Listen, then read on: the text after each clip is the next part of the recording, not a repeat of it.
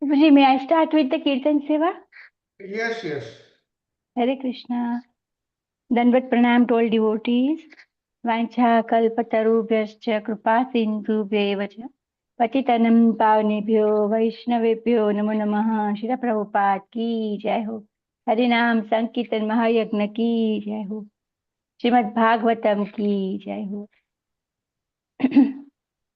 ॐ नमो भगवते वासुदेवाय. ॐ नमो भगवते वासुदेवाय. ॐ नमो भगवते वासुदेवाय.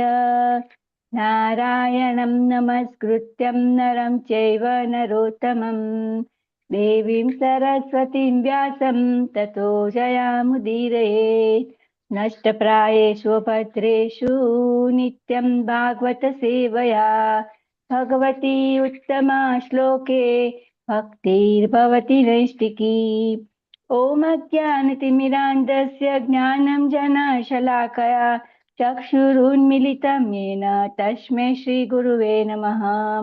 श्रीचैतन्यमनोभीष्टं स्थापितं येन भूतले स्वयं रूपकदा मह्यं ददाति स्वप्नदान्तिकम्.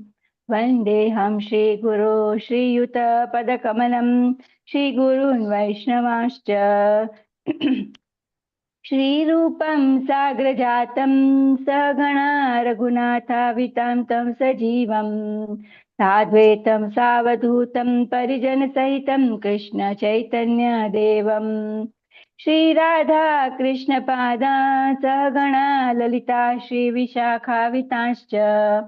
नमो विष्णुपादाय कृष्णपृष्ठाय भूतले श्रीमते भक्तिवेदान्त स्वामिने इति नामिने.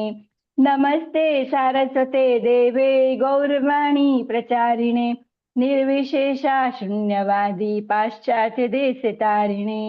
नमो महावदान्याय कृष्ण प्रेम प्रदायते कृष्णाय कृष्ण चैतन्य नामिने गौरद्विषे नमः. नमो ब्राह्मण देवाय गोब्राह्मण हिताय च जगद्धिताय कृष्णाय गोविंदाय नमो नमः.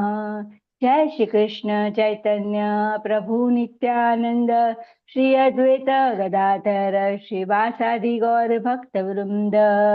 हरे कृष्णा कृष्ण कृष्ण हरे हरे हरे राम राम राम हरे हरे. जय प्रभुपाद की जय हो. सर गोस्वामी की जय हो. जय राधा माधव कुंज बिहारी. जय राधा माधव कुंज बिहारी. जय गोपीजन वल्लभ गिरिवरधारी. जय गोपीजन वल्लभ गिरिवरधारी. यशोदानन्दन व्रज जन रञ्जन. यशोदानन्दन व्रज जन रञ्जन. यमुनातीर वनचारी.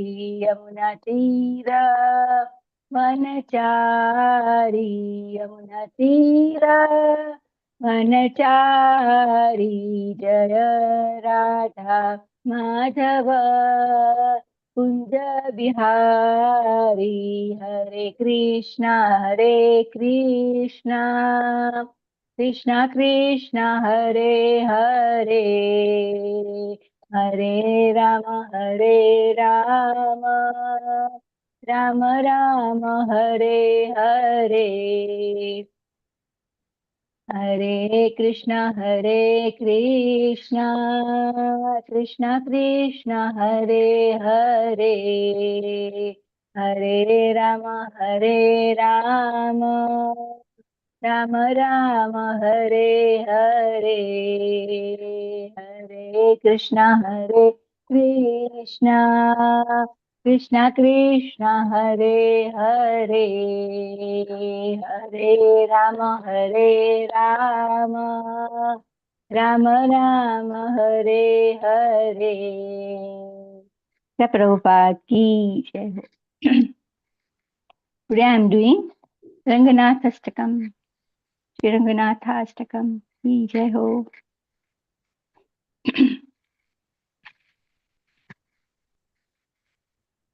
आनंद रूपे निज बोध रूपे ब्रह्म स्वरूपे श्रुति मूर्ति रूपे शशांक रूपे रमणीय रूपे श्रीरंग रूपे रमता मनो में कावेरी तीरे करुणाविलोले मन्दारमूले धृतचारुकेले दैत्यान्तकाले खिललोकलीले श्रीरङ्गलीले रमतां मनो मे लक्ष्मी निवासे जगतां निवासे चित्तपद्मवासे रविबिम्बवासे कृपानिवासे गुणवृन्दवासे श्रीरङ्गवासे रमता मनो मे ब्रह्मादिवन्दे जगदेकवन्दे मुकुन्द वन्दे सुरनाथ वन्दे व्यासादिवन्दे सनकादिवन्दे श्रीरङ्गवन्दे रमता मनो मे ब्रह्मादिराजे गरुडाधिराजे वैकुण्ठराजे सुरराजराजे त्रैलोक्यराजे खिललोकराजे श्रीरङ्गराजे रमता मनो मे अमोघमुद्रे परिपूर्णनिद्रे श्रीयोगनिद्रे ससमुद्रनिद्रे श्वेतेकभद्रे जगदेकनिद्रे श्रीरङ्गभद्रे रमतां मनो मे सचित्रशायी भुजगेन्द्रशायी नन्दाङ्कशायी कमलाङ्कशायी क्षीराब्धिशायी वटपत्रशायी श्रीरङ्गशायी रमतां मनो मे इदं हिरङ्गं त्यजतामिहाङ्गं पुनर्न चाङ्गं यदि चाङ्गमेति पाणो रथाङ्गं चरणेऽम्बुगाङ्गं ध्याने विहङ्गं शयने भुजङ्गं रङ्गनाथाष्टकं पुण्यं प्रातरुत्थाय य पठेत् सर्वान् कामान् वाप्नोति रङ्गी सायुजमाप्नुयात् हरे कृष्णा कृष्णा कृष्णा हरे हरे हरे राम राम राम हरे हरे श्री श्री रंगनाथ अष्टकम की जय हो प्रभुपाद की जय हो May I read the translation, Prabhuji, or over to Samta Maharaji? May I read? Yes, yes. Okay. My mind delights in the divine form of Sri Ranganatha. That form resting on the Adishesh, absorbed in bliss Ananda Rupe, and immense in his own self, Nija Bodha Rupe. That form embodying the essence of Brahman, Brahma Swarupe, and the essence of all the Shrutis, Vedas, Shruti Murti Rupe. That form cool like the moon, Sashanka Rupe, and having exquisite beauty, Ramaniya Rupe. My mind delights in the divine form of Sri Ranga, Sri Ranganatha. That form fills my being with bliss. My mind delights in the divine play of Sri Ranganatha. Those play of him showering compassion at the bank of river Kaveri, just like its gentle waves. Those plays of him assuming beautiful sportive forms of the root of the mandar tree. Those play of his incarnation slaying the demon in all the lokas, worlds of my mind, delights in the divine play of Sri Ranga, Sri Ranganatha. Those plays fill my being with bliss. My mind delights in the various abodes of Sri Ranganatha, that abode of him dwelling with Devi Lakshmi in Vaikuntha, those abodes of him dwelling amidst of all beings in this world in temples, that abode of him within the lotus of the hearts of the devotees as divine consciousness, and that abode of him within the orb of the sun representing the image of the divine, that abode of him in the acts of compassion, and that abode of him within the excellent virtues. My mind delights in the various abodes of the Sri Ranganatha. Those abodes fill my being with bliss. My mind delights in the worship of Sri Ranganatha, the worship performed by Lord Brahma and others God, the worship performed by the devotee considering him as the one of Lord of the universe, the worship performed by Sri Mukunda, and the worship performed by the chief of the Suras, that is Indradev. The worship performed by sage Vyasa and other sages, the worship performed by sage Sonaka and other Kumaras. My mind delights in the worship of Sri Ranganatha. His worship fills my being with bliss. My mind delights in the worship of Sri Ranganatha, who is the Lord of Brahma, who is the Lord of Garuda, who is the Lord of Vaikuntha, and who is the Lord of the King of Suras, that is Indradev, who is the Lord of three worlds, who is the Lord of all of the worlds. My mind delights in the Lordship of Sri Ranganatha. His Lordship fills my being with bliss. My mind delights in the auspicious divine sleep of Sri Ranganatha, that posture of unfalling rest which nothing can disturb, that complete sleep which is full with fullness, that auspicious yoga nidra which is absorbed in itself in fullness, and that posture of sleeping over the milky ocean and controlling everything. That posture of rest is the one source of auspiciousness in the universe, and one great sleep which gives rest amidst all the activities and finally observe the universe. My mind delights in the auspicious divine sleep of Sri Ranganatha. That auspicious divine sleep fills my being with bliss. My mind delights in the auspicious resting posture of Sri Ranganatha, that resting pose, adorned with variegated garments and ornaments, that pose over the king of serpent, that is Adishesha, that resting pose on the lap of Nandagopa that, and Yashoda, and resting pose on the lap of Devi Lakshmi, that resting pose over the milky ocean, and the resting pose over the banyan leaf. My mind delights in the auspicious resting poses of Sri Ranganatha. Those auspicious resting poses fills my being with bliss. This indeed is Sri Rangam, where if anyone shed his body will not come back again with body, will not be born again. If that body had approached the Lord, that is taken refuge in the Lord, glory to Sri Ranganatha, whose hand hold this discus, from whose lotus feet river Ganga originates, who rides on his bird vehicle Garuda, and who sleep on the bed of serpent, glory of Sri Ranganatha. The Ranganatha Ashtakam, which is auspicious, he who recites after getting up early in the morning, all his desires are fulfilled, and finally he attains the Sayuj of Sri Ranganatha, absorbed in the essence of Sri Ranganatha, and get liberated. Hare Krishna, Krishna Krishna, Hare Hare, Hare Ram, Ram Ram, Hare Hare. Shri Prabhupada ki jai, Sri Ranganatha Ashtakam ki jai. Thank you, Prabhuji, for so wonderful seva. Hare Krishna, Dandavat Pranam to all devotees.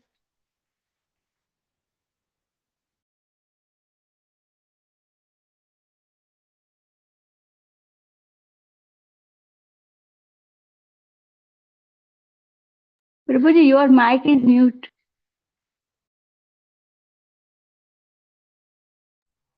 I'm sorry, I gave you such great in glorification that you did that. This prayer is so beautiful, so beautiful. I really loved it, and the tune with which you did it was so wonderful. Thank you, Mataji. Haribol, did you hear me? Yes, Prabhuji, thank you. Dandavat Pranam, Prabhuji. Yes, That yes, much. Mataji. Okay, we got to do a lot of things today, you know.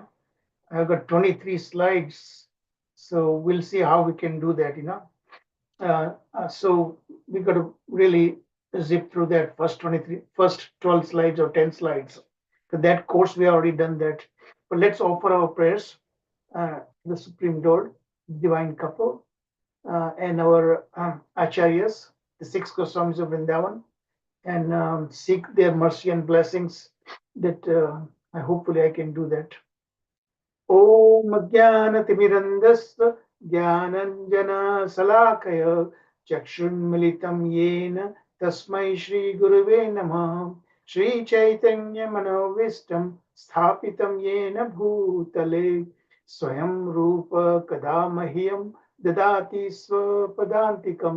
वन्देऽहं श्रीगुरो श्रीयुतपदकमलं श्रीगुरून् वैष्णवंश्च श्रीरूपं साग्रजातं सगण रघुनाथान्वितं तं सजीवं साद्वैतं सावधूतं परिजनसहितं कृष्ण चैतन्य देवं श्रीराधा कृष्णपादान् सगण ललिता श्रीविशाखावितंश्च। हे कृष्ण करुणा सिन्धु दीनबन्धु जगत्पते गोपेश गोपिका कान्त राधा कान्त नमस्तुते। तप्त कांचन गौरांगी राधे वृंदावनेश्वरी वृषभानुसुते देवी प्रणमामि हरिप्रिये। वाञ्छा कल्पतरुभ्यश्च कृपा सिन्धुभ्येव च पतितानां पावनेभ्यो वैष्णवेभ्यो नमो नमः। जय श्री कृष्ण चैतन्य प्रभु नित्यानंद श्री अद्वैत गदाधर श्रीवासादि गौर भक्तवृंद। हरे कृष्ण कृष्ण कृष्ण हरे हरे, हरे राम राम राम हरे हरे। नमो महावदन्याय कृष्ण प्रेम पदायते कृष्णाय कृष्ण चैतन्य नामिने गौरतिषे नमः। O most beneficent incarnation, you are Krishna himself appearing as Shri Krishna Chaitanya Mahaprabhu, and you have assumed the golden complexion of Srimati Radharani, and you are widely distributing pure love of Krishna. We offer respectful obeisances unto you. Krishna Varnam Trisha Krishnam Sangupangostra Pashadam Yagnai Sankirtana Praye Yajanti Yusu Medha. In the age of Kali, intelligent persons perform congregational chanting to worship the incarnation of Godhead, who constantly sings the names of Krishna. Although his complexion is not blackish, he is Krishna himself. He is accompanied by his associate servants, weapons, and confidential companions. नाना शास्त्र विचारणैक निपुणौ षड्धर्म संस्थापकौ लोकानां हितकारिणौ त्रिभुवने मान्यौ शरण्याकरौ राधा कृष्ण पदारविंद भजना आनंदेन मत्तालिकौ।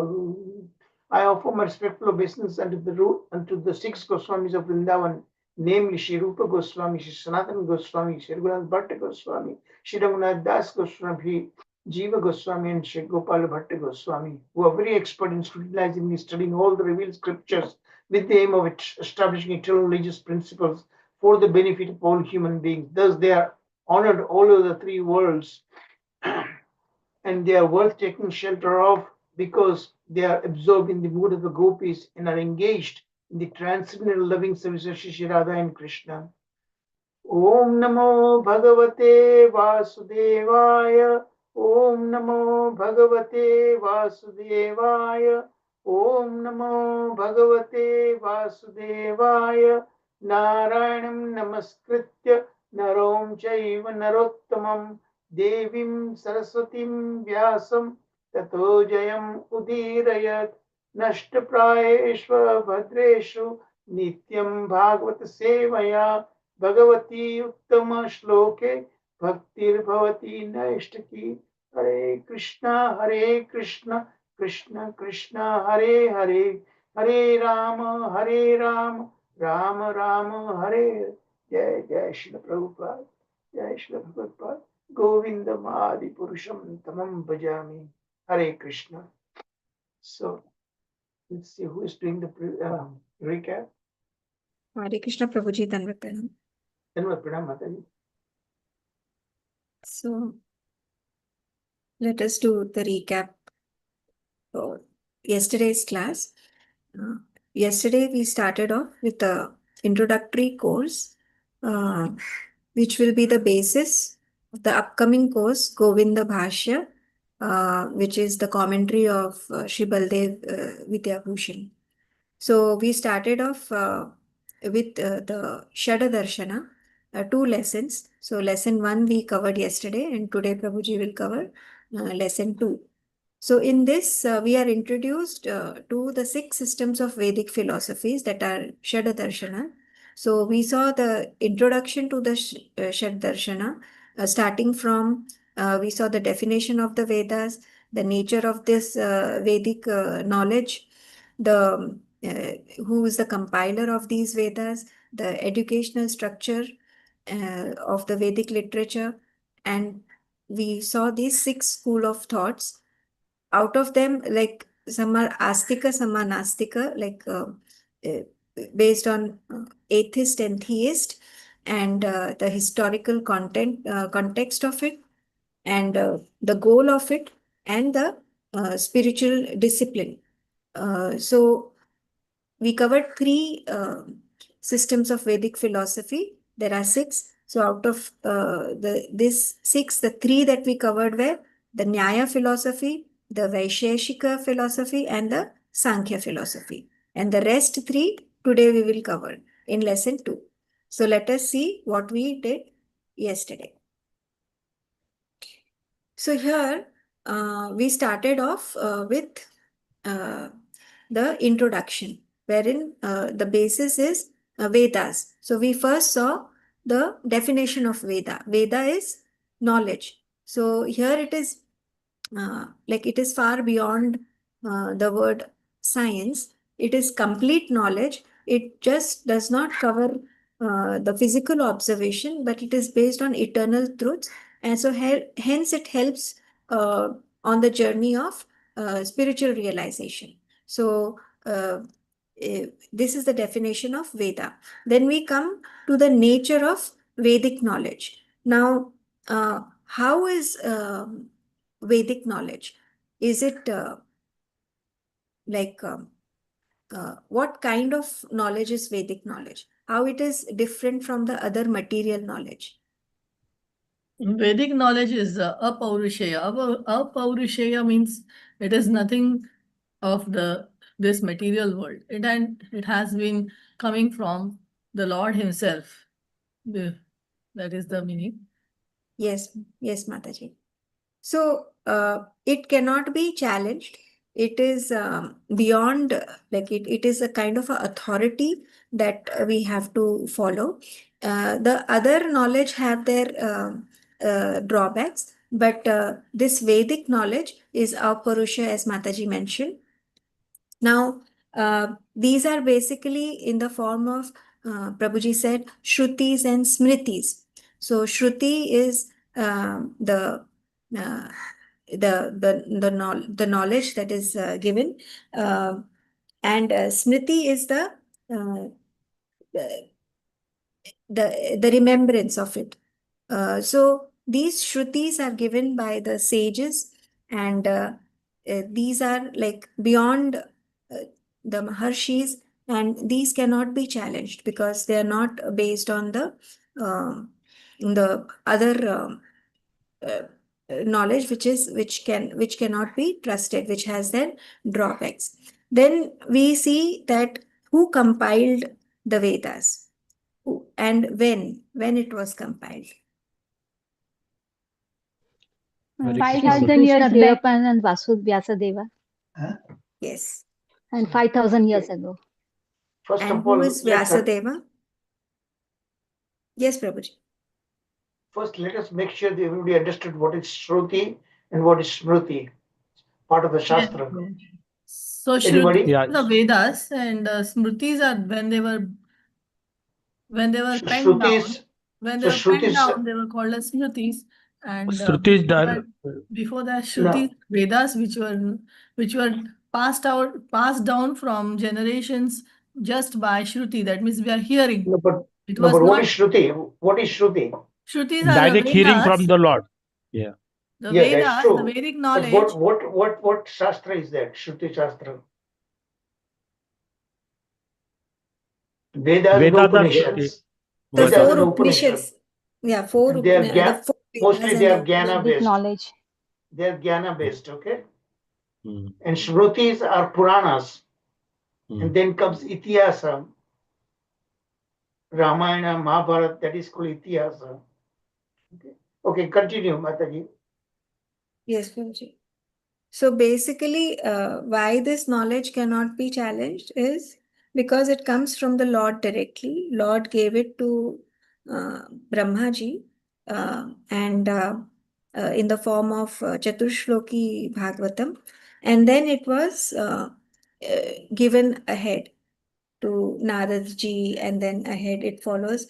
Like from Brahmaji, it came to Narada Muni, and Narada Muni imparted it to Vyasadeva, then Shukdev Goswami, then Parikshit Maharaj, and now we have in the form of Srimad Bhagavatam. So these Vyasadeva compiled these Vedas 5,000 years ago, and Vyasadeva is none other than the incarnation of Lord Narayana himself. So then we come to the educational structure. How is what is the educational structure of, like, how does one study the Vedas? For whom this was reserved? And what is the uh, structure of this particular studies? Hare Krishna Mother. So Vedas are not easy to understand. Charu Guruji mentioned that each word can be split, understood separately. So the Brahmanas being educational class of the society, so they were given a privilege to understand that. Again, Yes. Varnan, yeah. So following the ashramas, Grasta, who can do that? That's how it has come down, basically. Yeah. So ideally, Brahmanas. the Brahmana is given because Brahmana are supposed to be in the mode of goodness, okay? Yeah. And they do all the Vedic injunctions, they follow strictly.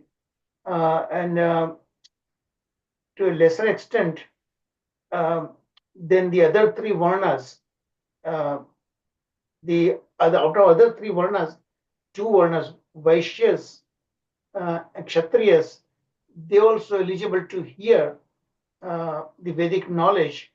But the last class, Shudra class, who basically are in the mode of ignorance, who serve the upper three Varnas, and women also, it is mentioned because of that limitations, Vyasadeva was very, very merciful. So he compiled the Veda, Srimad Bhagavatam, and so that in Kali Yuga, everybody is eligible to hear this transcendental message. Okay. Yes. Actually, in Kali Yuga, not just women, but we are all Dvija Bandhus. We are not really that pure. So none of us really qualify actually to originally study all these Vedas and these things. So you must to understand it's the supreme higher meaning of that. Report continue. Yeah. So in Kali Yuga, it is open to all this Vedic knowledge. That is the mercy of Kali Yuga. Okay. So then we come to the literature. As it was mentioned that it is beyond the understanding of modern science. It just is not based on the physical observations, but it goes beyond into the metaphysical, and it is based on the eternal truths. So Vedic literature is far beyond just physical observation. Then we come to the six schools, which is the basic concept of this lesson 1.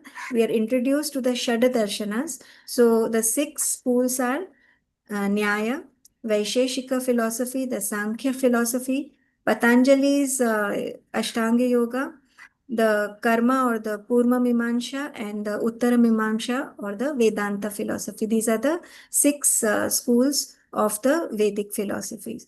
So we will see these as in detail, not because they are very huge subject matters. So we've just covered the overview and the central concept of these particular philosophies in these two lessons. So then we come to the Ashtika and the Nastika. So can anybody elaborate on this, like which philosophies are Ashtika and Nastika based?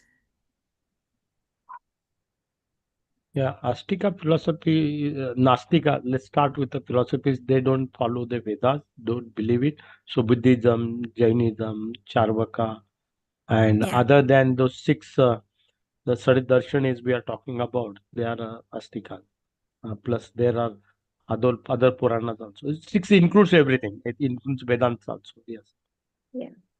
Thank you, Prabhuji. So out of the 6 ones that we see above, that is Nyaya, Vaisheshika and all, the first 5 have little bit of their drawbacks. Other than the last, Vedanta Sutra, it is more based on the Gaudiya Vaishnava philosophy. Okay. So No, these no, particular... wait a minute. The Vedanta Sutra, it's actually the version, the Mayavadis have a completely different version. It's the Gaudiya Vaishnavas, and not just Gaudiya Vaishnavas, all the 4 Vaishnava Vaishnava philosophies that we'll be doing at great detail in just couple of weeks. We'll be beginning from Ramanujacharya, Nimbakacharya, Madhvacharya, and so on like that. Ultimately, Chaitanya Mahaprabhu's Achintya Bheda. So they are all based on that.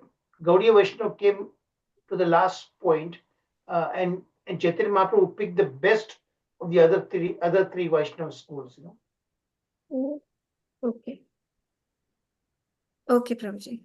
And you also mentioned that... So Vedanta Sutra is not just based on Gaudiya Vaishnava philosophy, it's based on, we will be talking in great detail about the 4 philosophies. Today only I sent you the complete timetable, course and everything,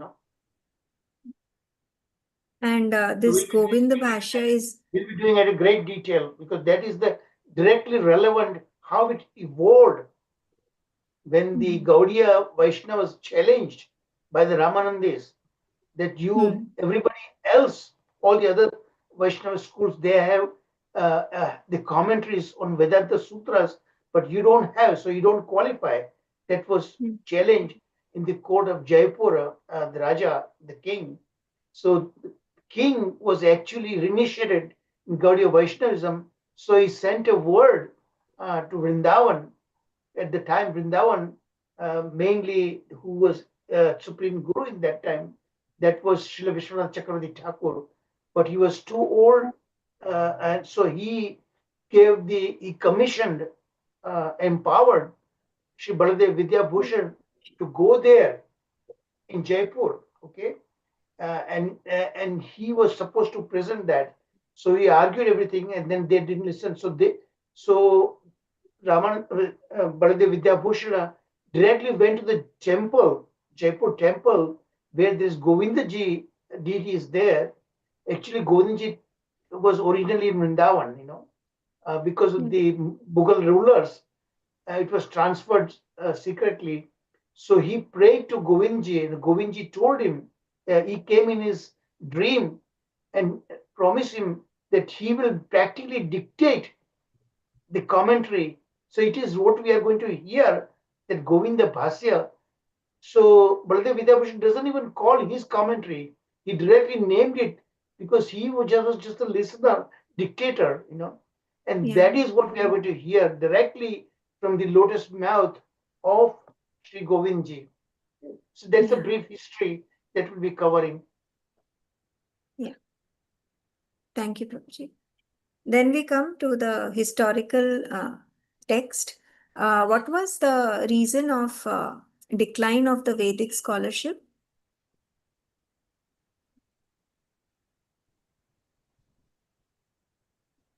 Due to the advent of Buddhism, the Vedic knowledge declined. So you had the what was the resurgence. Reason? What happened that? at that time when Gautam Buddha came along, what did he observe?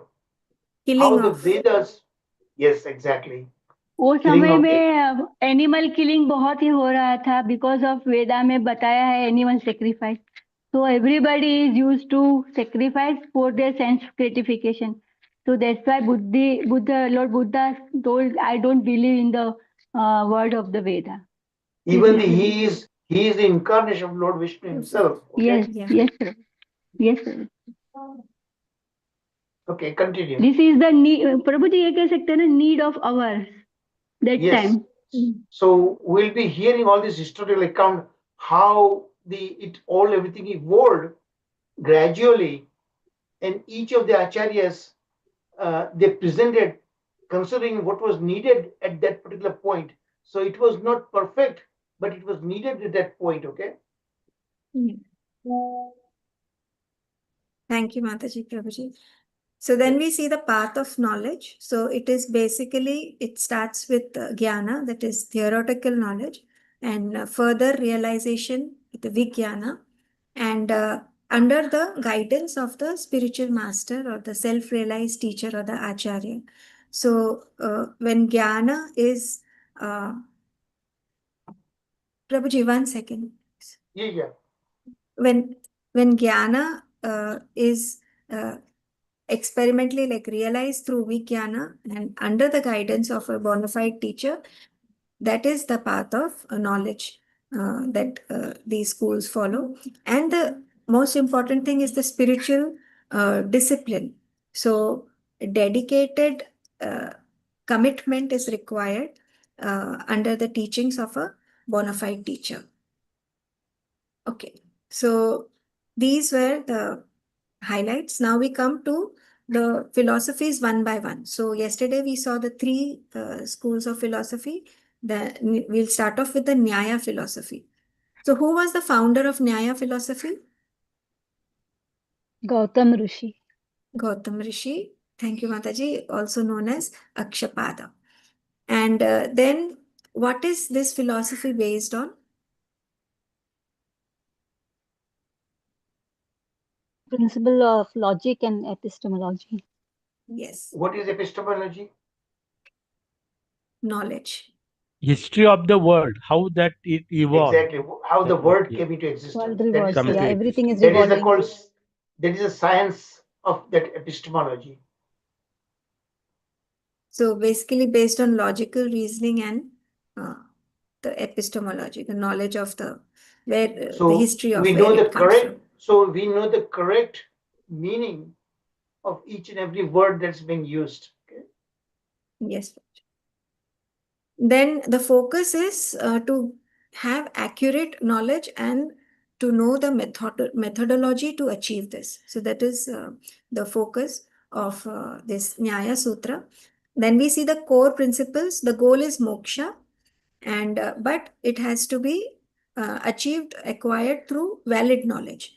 And the methodology, it is based on logical reasoning and analysis, and effectively differentiating from valid and invalid forms of knowledge. So when we are Then we talking see, when we are talking right knowledge and not so right knowledge, because there were two Kapilas. Right? Remember, then yes, one Kapila was not a devotee; he was actually an atheist. Other Kapila is a direct Supreme Personality God himself. The third kind of Bhagavatam, we heard about it when he gave discourse on this Nyaya philosophy based Sankhya Yoga later on to Mother Devahuti, So this Nyaya philosophy and the Sankhya Yoga, they are interconnected in a way, Go ahead. then I'm sorry for the interruptions, okay, Mataji? no, Prabhuji, Please. these are important. Thank you, Prabhuji, for that. And we see here the four sources, independent sources of knowledge.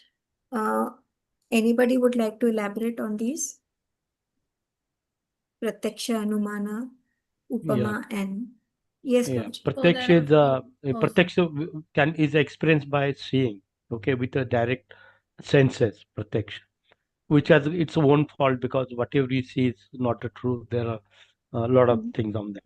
Second thing is object knowledge seek to understand some pratyaksha praman. Second is uh, Anuman. so anuman. So Anuman. I'm just reading Anuman. wrong place. That's Anuman. so that's called Deduction. deduction. Yes. So have a thesis and conclude based on that. Can And you give one then- example? Can you give one example of Anumana that gives by deduction? One easy example of for everyday knowledge.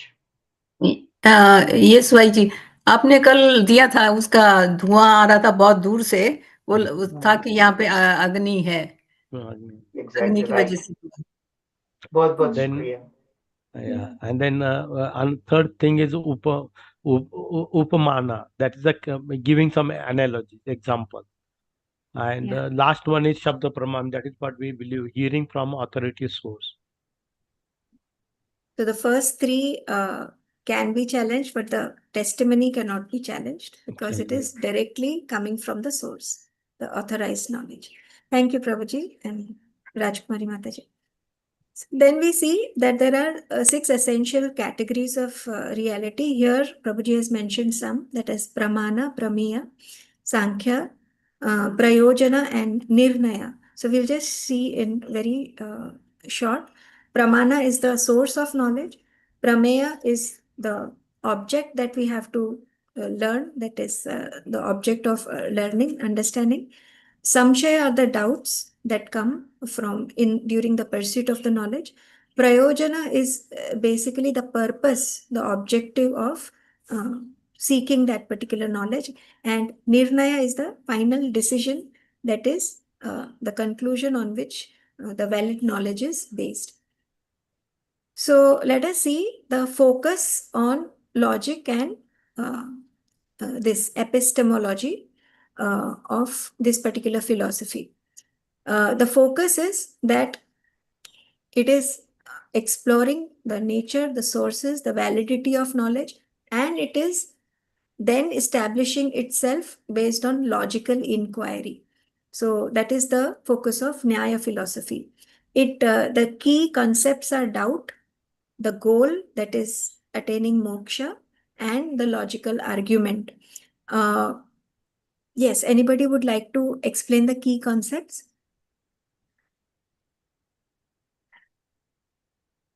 Okay, so whatever samshayas come when we are pursuing that particular knowledge, so that has to be considered to achieve the goal, that is moksha. And all these particular knowledge, like logical structures, are employed to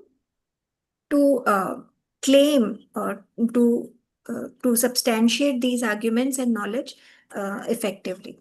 So these are the 3 concepts that it follows. Like it takes the doubt and how it resolves the doubt, it gives an argument to it, and then it claims that this particular knowledge will reach to this particular goal, that is moksha.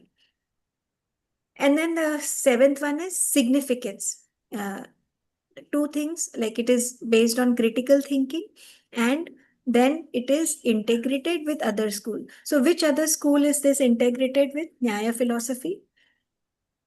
Vaisheshika and Vedanta. Yeah, Vaisheshika philosophy it harmoniously is integrated with the Vaisheshika philosophy that we will see after this. Okay. Then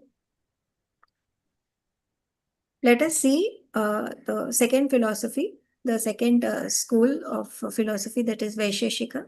The founder is Kannada Rishi, also known as Ullaka, and the key text is, what is this based on, this particular philosophy? What is the foundation of this philosophy?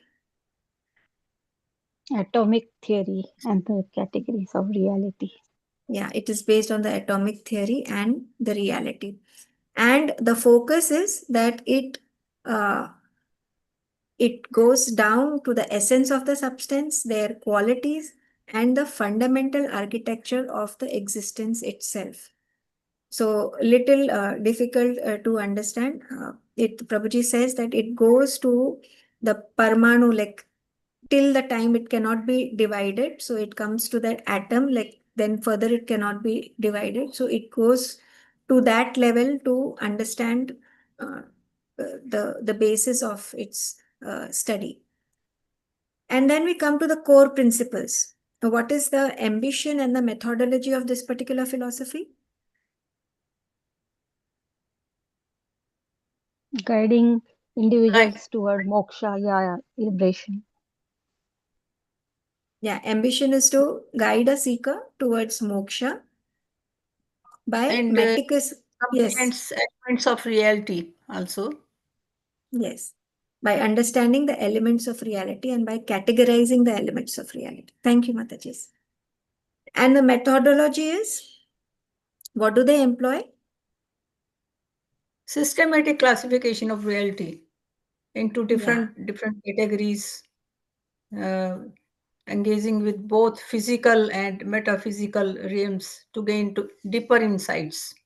So metaphysical is actually spiritual element of innate, So Yes, you yes. don't remain restricted just physical, but you need to progress and go beyond that to understand spirituality of that thing also. Okay. Yes. Thank you, Prabhuji. Then it identifies two independent sources of knowledge.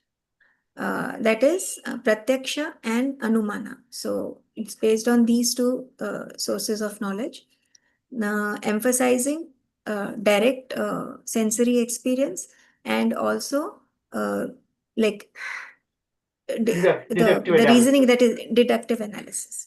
Assumptions. Then, then the 7 fundamental categories of reality are mentioned over here.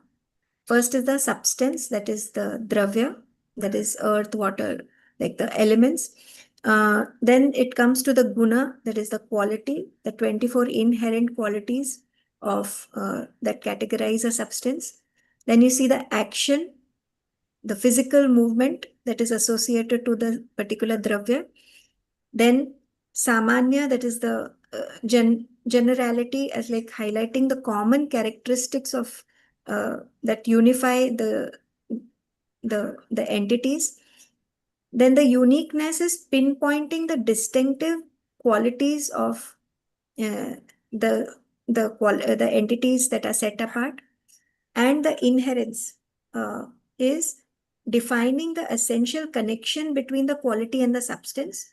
And the last one is non-existence, acknowledging and recognizing the absence of lack of existence. So these are the 7 fundamental categories of reality, because these are this particular philosophy is based on deduction and classification of reality.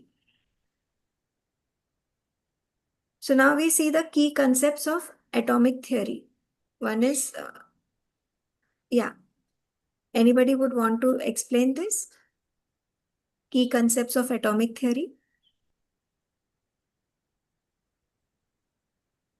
Universe is being atoms are indestructible. So you break it down, everything, all material things ultimately comes to the atoms, An atom then cannot be further divided.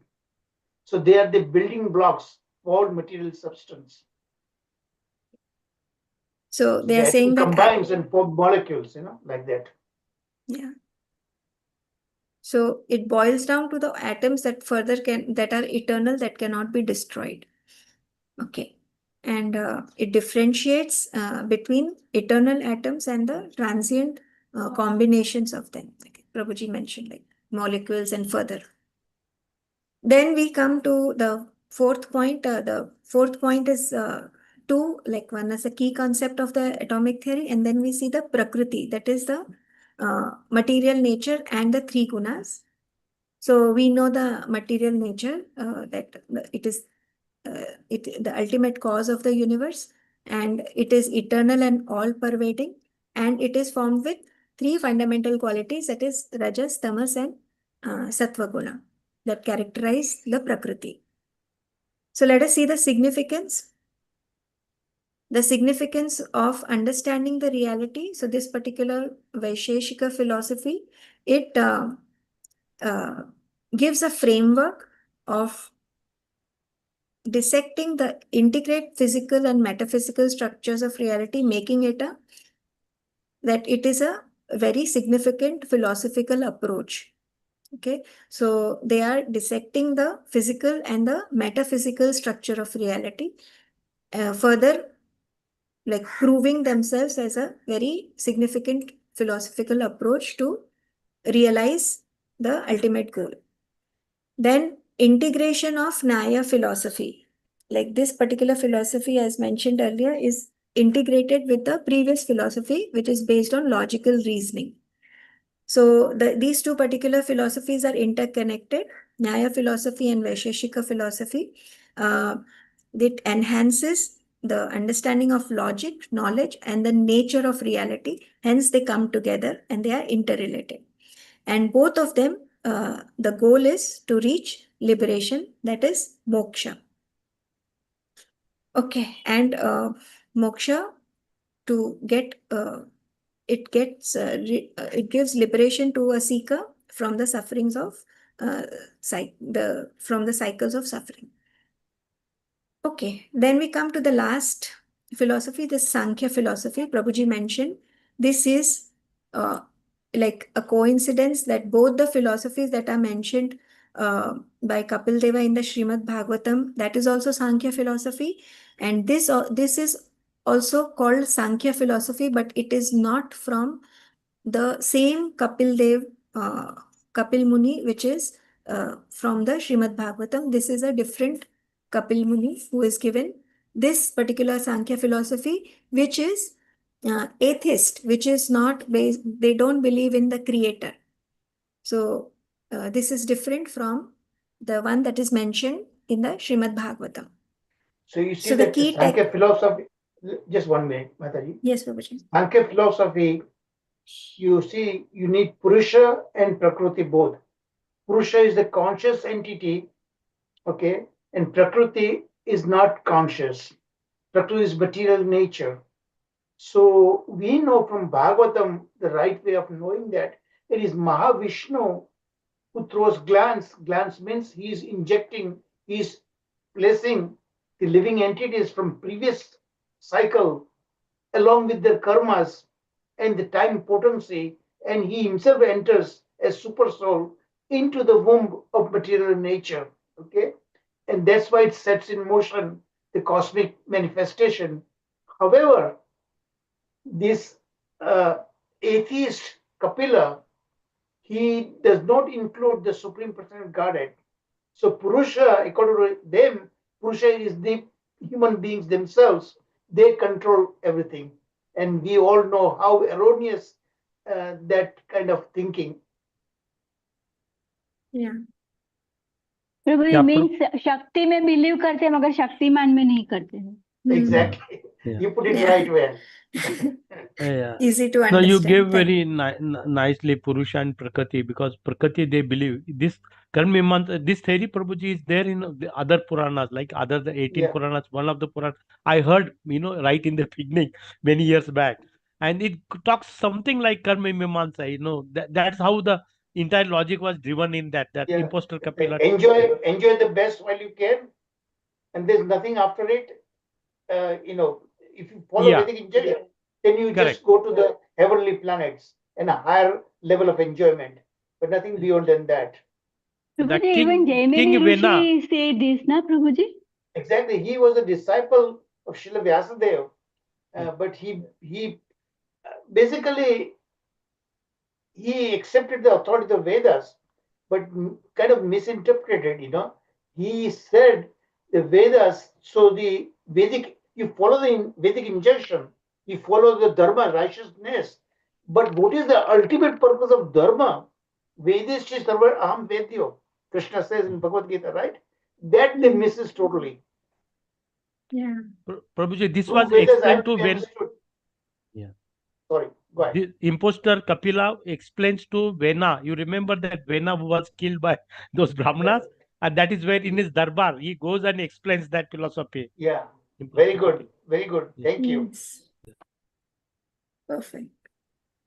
Okay, so the key text here is their text, their philosophy is their text is Sankhya Karika. It's known as Sankhya Karika, and it is by Ishvara Krishna. This is the Ishwar text that they Krishna follow. here again, that's not Bhagavan Krishna, okay? Yeah. Okay, so lot of His name, similarities, it's but funny the name, the name yeah, is misleading. yeah. Okay, so Other these meaning are of big. Ishvara is a controller, ne Prabhuji? Yes, Controlling. correct. Controller, That's yes. why Ishvara. Okay, Today we will know and that the Purusha actually is this called Vishesha Purusha, who is beyond time and space. So very clearly that is a Supreme Personality of Godhead. yeah. So here the text that they are following, that is Sankhya Karika, is basically commentaries of this Gaudapada Bhashya, the Tattva Kaumudi, which is of Vachaspati Mishra, and Sankhya Pravachana Bhashya, which is of Vikyana Bhikshu's commentary. So this text, these are this Sankhya Karika are the commentaries of these particular, based on these particular three commentaries. Then we see the core principles. Prabhuji mentioned now, it is, they follow only two foundational constituents. One is the Purusha, that is the conscious principle, and one is the unconscious principle, which is Prakriti. And the goal is to attain moksha again by realizing the distinction between the Purusha and the conscious principle and the unconscious principle. Okay, so now we'll see the characteristics of this particular philosophy. First is dualism, and then they exclude God. They don't believe in the creator. They believe that everything is a natural interplay of Purusha and the Prakriti, which is conscious and the unconscious principle. And the theory of causation, like their theory is based on Parinamavada. What is Parinamavada? Anybody remembers? Basically, manifestation. Yes, it is the actually Satkaryavada that means the effect is already embedded in the cause. Yeah. Yes. Prabhu ji as यहाँ पे हम opposed एक to, example दे सकते हैं प्रभु जी हाँ बोलिए कि अगर बोलिए। एक बहुत बड़ा स्काई स्क्रेपर बना है तो वो अपने आप तो नहीं बन सकता, कितनी मेहनत लगेगी, Yeah, कितना हम लोग को मेहनत करके वो बनाएगा, अपने आप कैसे बन Yeah. सकता है वो Yeah. ये बताना चाहते हैं कि सब अपने आप हो जाता है, कैसे हो सकता है अपने आप? yeah. The Mataji, you example don't have to Prabhuji go. gave. Yeah. Mataji, in this slide, you don't have to go through this, all this philosophy, everything is, so we don't have much time left, 5 minutes. You better Yes, wrap up, Prabhuji. So let's skip this one. Yeah, so again the key concepts are mentioned again along with the definition and their arguments. What they are saying is they are saying that the Prakriti is it is the cause of the material nature, and the effect lies there.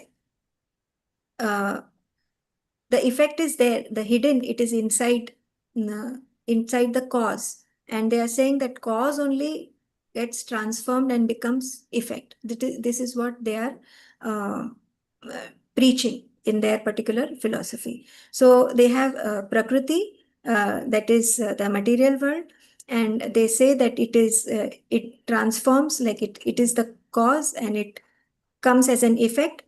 And then they come to the gunas. They say that the Prakriti is formed with the three gunas, Sattva, Rajas, and the Tamas. And the Purusha, the conscious principle, the eternal changing principle is the Purusha. And it is the subject of knowledge and the enjoyer of experience. It stands apart from the material realm. So they are considering Purusha, that Purusha is the main cause, and then Prakriti comes as an effect from the Purusha. And the world happens due to the interaction of Purusha and Prakriti. Then they say, they talk about the 23 elements of the Prakriti, which is the Pradhana, that the process begins with Pradhana, that is the unagitated modes. When they get activated, they become Mahat Tattva, like when the modes come into the function. And then it progresses into Ahankara, the false ego, which culminates into 5 Jnanendriyas, the 5 Karmendriyas, the Panchabhutas, and the 5 Tanmantras, which are the sense objects. So here the sources of their knowledge is Pratyaksha, Anumana, and Shabda. So Prabhuji, my question was, although like they are following Pratyaksha, Anumana, which the other philosophies are, but if their testimony is Shabda, how can they don't believe in Creator? No, the Parinamvada is a Vaishnava philosophy. The Mayavadis, their philosophy is called, what is called that, I forgot the name actually, it's called Vivarta philosophy, okay? So the difference is then, Vivarta philosophy, the Mayavadis, they don't accept difference between the Supreme Being and the ordinary Jivatmans, okay? They think, in fact, the Brahman comes under the Maya and becomes Jiva Tattva, okay? But that Jiva Tattva, when he studies Vedanta Sutra through Jnana, then reverts back to Brahman, you know? So they don't consider, normally, we understand living beings also a Brahman, okay? And to distinguish Supreme Brahman, we call Para Brahman. Prakriti also in that regard like that. So question is here, the Mayavadis, they don't accept super soul way concept of super soul, they don't accept that, you know. So that means they can become like Krishna if they get the knowledge and everything. But the fundamental drawback, fundamental error that Prabhupada points out, that they do not understand that this, how can Brahman, which they themselves say that it is Nirguna Nirakara and it is the supreme. So that Brahman, how could they come into contact with Maya and get influenced by that? Fundamentally, that's wrong. Yeah. So that's why they completely go wrong with that. So that is called Vivarta philosophy, okay, of the Mayavadis. But the Parinamvada, that is a Vaishnava philosophy, they say that there is a supreme being. And today, in fact, continue on Upanishads and everything, that we will continue developing that concept much more defined way from the Vaishnava point of view. So the Vedanta Sutra that they study, they totally misinterpret. Let's remember that the story goes that Chaitanya Mahaprabhu went to Banaras, and how the assembly of the Mayavadis Lord goes. First, Chaitanya Mahaprabhu even sits outside. The Mayavadis, they respectfully gets invited him and give a asana and things like that. So that is where Chaitanya Mahaprabhu explained the right way of interpreting that.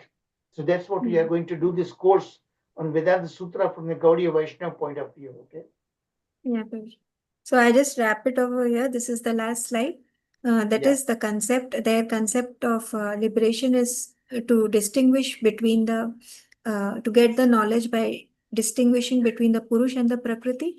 And they are advising 2 types of liberation. What is the Jivana Mukti, which is when one gets liberation during one's lifetime, and after the death, that is Videhi Mukti, that is after the one's death. So conclusions are that there is interconnected. They are saying that there is a dynamic relationship between Purush and Prakriti, which is the cause of the material nature, but not the creator. They don't believe in creator. And the philosophical significance is that the nature of existence, like they believe in the nature of existence, urging us that we do self-discovery and clarify clarify things from the complexities of this universe. So I stop over here. This is very. Thank you, Thank you, Mataji. Prabhuji. Well Over done. to you. Thank you Well for done helping job. me, Prabhuji. It was a little No, difficult it for was me. good. Well done job. Thank you. Good job. हरे धन्यवाद कृष्ण धन्यवाद प्रभु जी। प्रभु जी, तो मायावादी जो है वो अपने आप आत्मा ही परमात्मा को बनाने की प्रोसेस में लगा है, या ऐसा है प्रभु जी? वो पहले तो वो डिस्ट्रीब्यूशन नहीं करते कि आत्मा या परमात्मा जैसी कोई चीज है, कोई परमात्मा है ही नहीं, वो खुद ही को अपने परमात्मा मान लेते हैं। वो आत्मा जीव तत्व जब बनता है, मतलब कि they come under the influence of this. So Brahman itself comes under the influence of Maya, and that becomes Jiva Tattva, okay, Jivatma. And that same Jivatma, when you study Vedanta Sutra, then revert back to that Brahman, you know. That is what their theory is. So let's continue this concept, what we had heard about it, and you are going to hear, and the process of sharpening that focus when we go through the Upanishads, and Upanishads also from the Vaishnava point of view, okay? And then onwards, further development, further clarification we'll be hearing actually in those 6 schools of philosophy, the Sad Darsana, but not Sad Darsana. Here we are going to go through that, the atheistic philosophy as well as theistic philosophy. Atheist philosophy is Jainism and the Buddha, Gautam Buddha, Buddhism. Then we come to this Mayavadi philosophy put forward by Sri Adi Shankaracharya, okay? And there was a reason why he did that, okay? That we will see the history of that. And then comes the 4 Vaishnava commentaries. And then ultimately, Gaudiya philosophy, Govinda Bhasya, that will be. So that is how this evolutionary cycle that we are going to cover. And that's why I am saying it's so important for all of us to understand the significance of Vedanta Sutras. Okay, everything that we have been covering, that we have already covered, it's going to remain incomplete if we don't know Vedanta Sutras. And Vedanta Sutra also we must understand rightly. Okay, from a Gaudiya point of view, the way Chaitanya Mahaprabhu defined it. Okay, Hare Krishna. So, any question thus far? That what we call. So we are going to this evolutionary ladder. Okay, the story is not complete. The gaps are going to be filled. Sharat Prabhu, you want to add anything so far what we covered? No, Prabhuji. Okay, so let's પ્રભુજી continue. મારો એક question એવો છે કે બોલો. વૈશિકા ફિલોસોફીમાં મોક્ષ કેવી રીતે પ્રાપ્ત થઈ શકે? ધારો કે એટોમિક એ મને નથી સમજાતું. એટલે કે એ લોકો શું કહે છે કે you remain in material world actually basically, but material world, all the difficulties that we face, that would they want to get over by this means Vedic knowledge. If you hear and everything, then they get some kind of happiness, you know, get away from, and the enjoyment part, they are after that, you know. That the Gemini Rishi, what he said, keep enjoying that. Let the miseries be minimized of material existence. Samsara, but they don't solve the problem. Samsara, repeated birth and repeated death. That they don't solve. So that liberation, it has a kind of limited significance to there, you know. Ultimately, remember, then moksha is Savija Mukti. They're talking about, you know, the Gyanis. But this, remember, the story is not complete. Story is still being developed. So hold on to that until when we come to study Vedanta Sutra, and that is really challenging. Very deep philosophies involved. I've been warning you all along why I'm taking you this a much longer path to systematically understand the significance of right way of understanding Vedanta Sutra from the teachings of Chaitanya Mahaprabhu. All right. So because it's so deep and complex philosophy, that's why I'm taking these 10 lessons. We must be thorough understanding of that before we actually get into the Vedanta Sutra. All right. So Rakshamataji, any questions you have? So No, Prabhuji. Thank you, so Prabhuji. when we get to right, see, we have to get off this material plane, material platform, and come to ultimately to come to spiritual platform, Krishna conscious platform that we must come. Krishna is a person, not some nirguna nirakara. He is saguna. He has a form, and he is the supremely conscious being. Okay. The very first verse of Bhagavatam, what does it say that? The very first canto, first chapter, first verse. Janmadhyasya itarascha abhigna swarat. So abhigna, the supreme consciousness, that word abhigna, that is what it means. Okay. So without further ado, let's get into it because I got a lot to cover. But what I'm going to cover, since the first part, Yoga Sutras, I conducted a whole course on it. So that will be just we are going to review it by quickly glancing through that, all the slides, okay? And at some point I will stop in the sense, take a pause to make sure that when we review it, you understood the important concept of that Ashtanga Yoga, okay? Patanjali's Ashtanga Yoga, the mind control. The mind is the one very important for us to understand, which is the most difficult part. Somebody asked a couple of weeks back, right, that I'm chanting and my mind is still flying all around. That was who did they ask the question? Prasad Prabhuji. Sad Yeah. Prabhuji. Rajkumari Mataji also said the same thing, I guess. I think.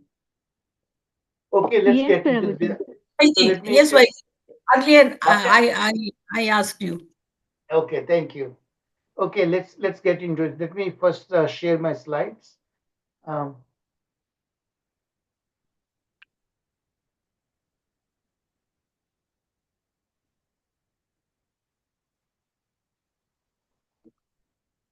Okay, so what we are going to cover, like I said, there are 23 slides, and I'm not going to go much deeper into Patanjali yoga system, Ashtanga yoga, and because that doesn't have much relevance to what we are going to get into Vedanta Sutra, okay? That's the reason. So we are just going to review it very quickly, and I want to focus then on the remaining two. That is this Karma Mimamsha, and finally Vedanta Sutra, Uttar Mimamsha. So here the summary of that. Okay. First, so remember these three also part of the six Sad Darsana. Okay. First three we just Mataji, Shamata Mataji summarized it for all of us for our benefit, and she did a wonderful example. So the fifth one is the yoga, Patanjali yoga system called Ashtanga yoga. So this is Patanjali Ashtanga yoga, and we will see why the mind is not in our control. Why so it's so difficult? Arjuna, remember he said in Bhagavad Gita to Krishna that we may be able to control the wind, but not, and the mind is so stubborn, it takes away. So you need to bring it. So that's why Lord, what did the Lord says? Two aspects, right? Abhyasa yogena, by practice. Okay, that we need to do that. So here, this Ashtanga yoga is that practice session is there. So why the mind gets disturbed and everything? It's like the analogy is given like a lake, very serene, undisturbed lake surface. You see the water surface, but when that lake, if you put a little drop, a little piece of rock, the waves begin to start, right? The concentric circles. So that is called vrittis. When the mind is disturbed, it's disturbed because of these vrittis, sensations, So there are, we are going to go in this Patanjali yoga system, a theoretical aspect of it. So there, how these 5 states of mind goes into that we'll see that, okay. So there is called the modification of the mind, how the disturbed mind on one end of the spectrum and comes to a completely controlled mind, a stable mind that we can then later on focus in going into ultimately samadhi, trance, to visualize Paramatma. So the mind has to be inverted inside, not externally. Externally, the Maya gives a lot of alluring, takes away our attention span.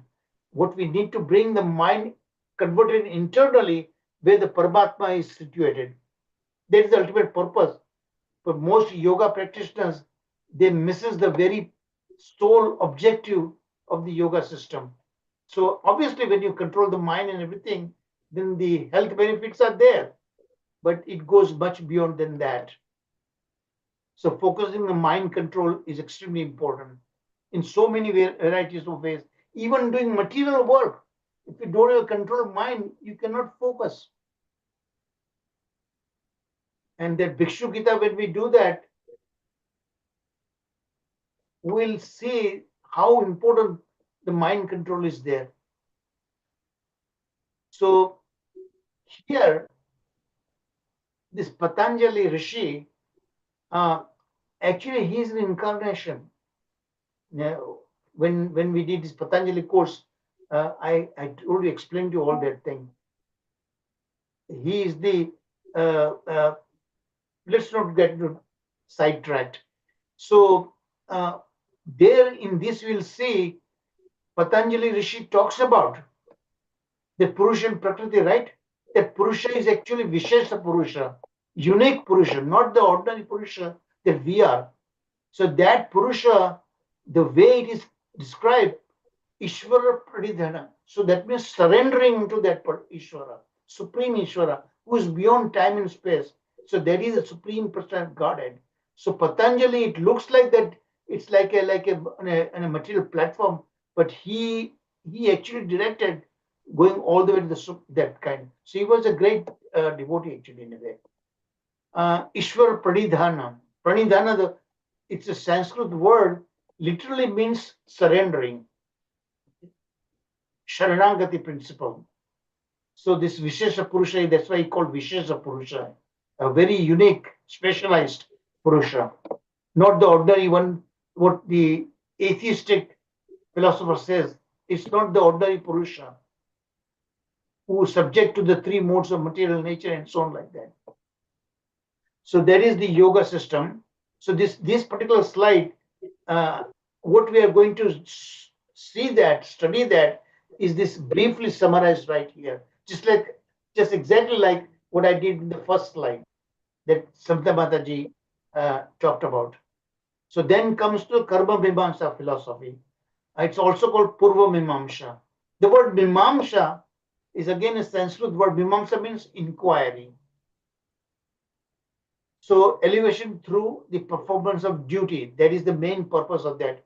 You dutifully, and how do you tell that you are doing it right way? So they do emphasize that you need to take into consideration of Vedic injunctions. Exactly the Vedic injunction you need to follow so that you do a right karma. And right karma, if you do, then the results are also anticipated. The results that are required, recommended, that we need to do that, okay? So, but there, Gemini Rishi said, result means desired result what? To minimize material suffering and maximize the material enjoyment. That's what Gemini Rishi was targeting. So, focus on ritual duty. Ritual means all the Vedic sacrifices and all these things, you do that, okay? and follow dharmic principle, righteousness, and the science of mantra. All the mantra that is given in the Vedas, you dutifully chant those mantras too. And the concept of devas and devis, of course, the karma kanda principles, karma kanda rituals that he is recommending is to please demigods and demigoddesses, devis and devas, so that you can reach heavenly planet. That's their goal. So the way he went wrong, there is not a real liberation actually, because material world, even the heavenly planets also get destroyed in given time.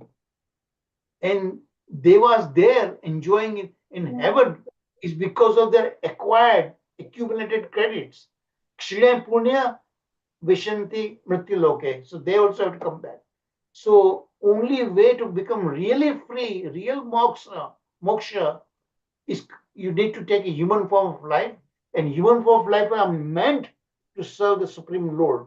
Okay, that is the ultimate purpose. That Jaimini Rishi misses that point. So the concept of Atman, spirituality, that comes into play.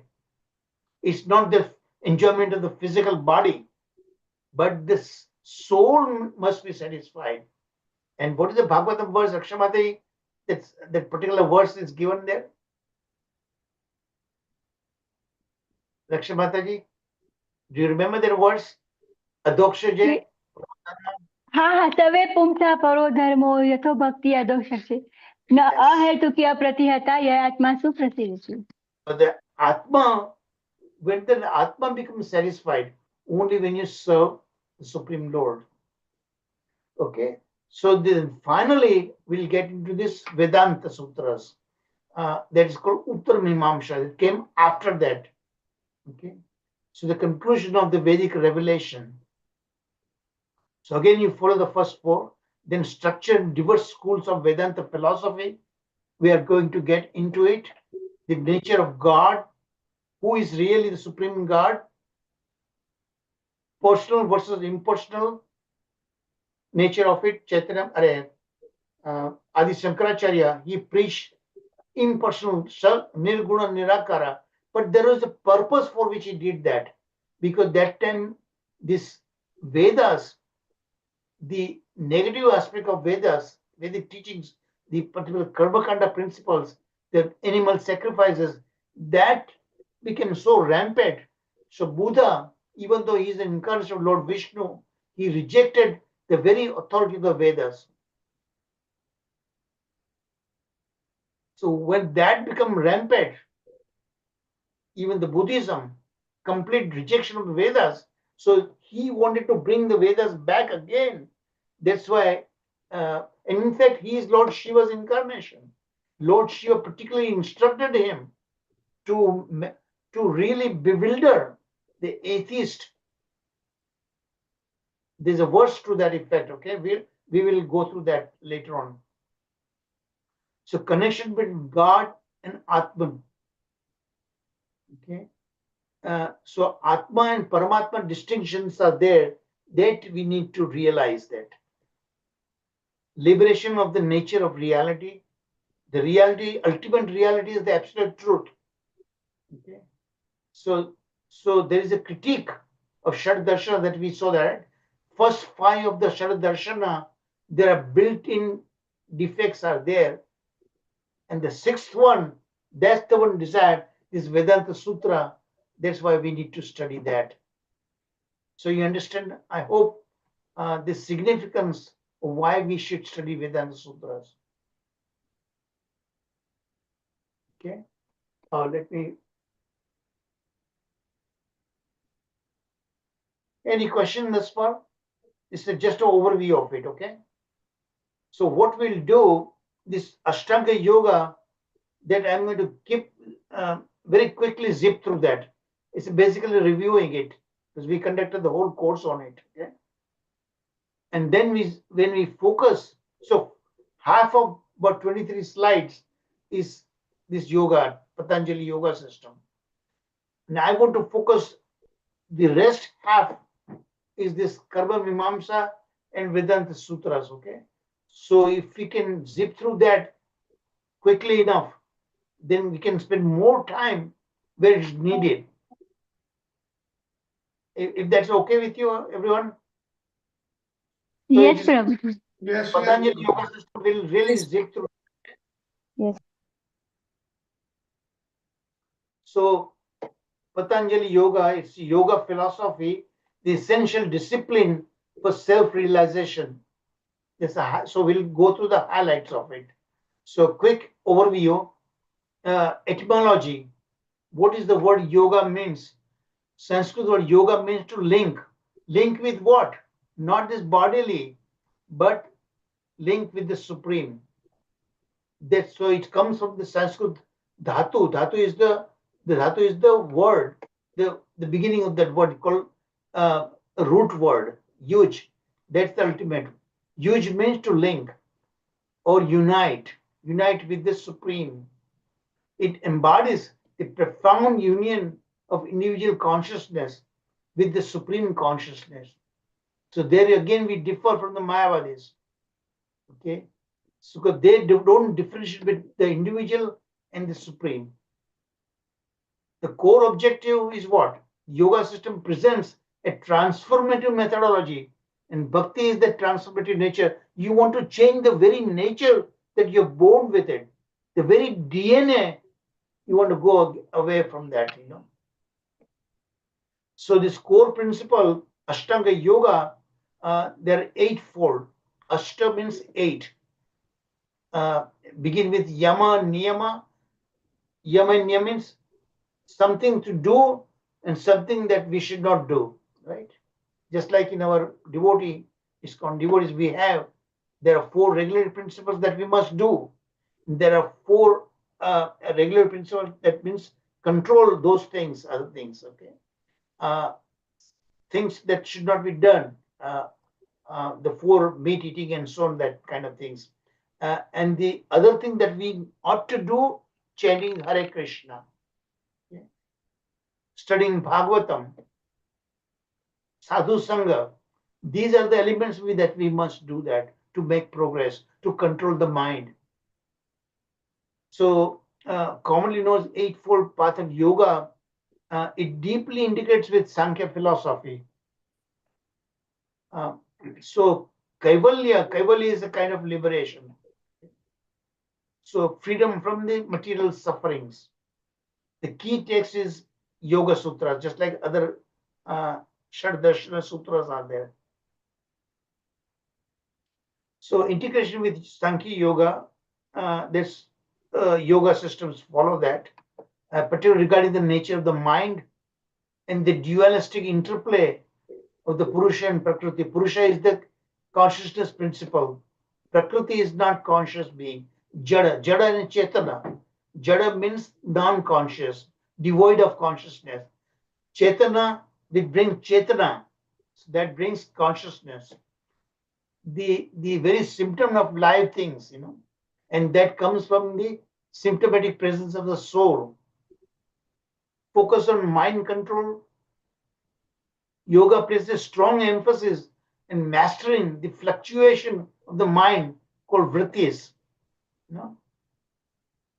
So that the very first sutra is about this vritti nirodha.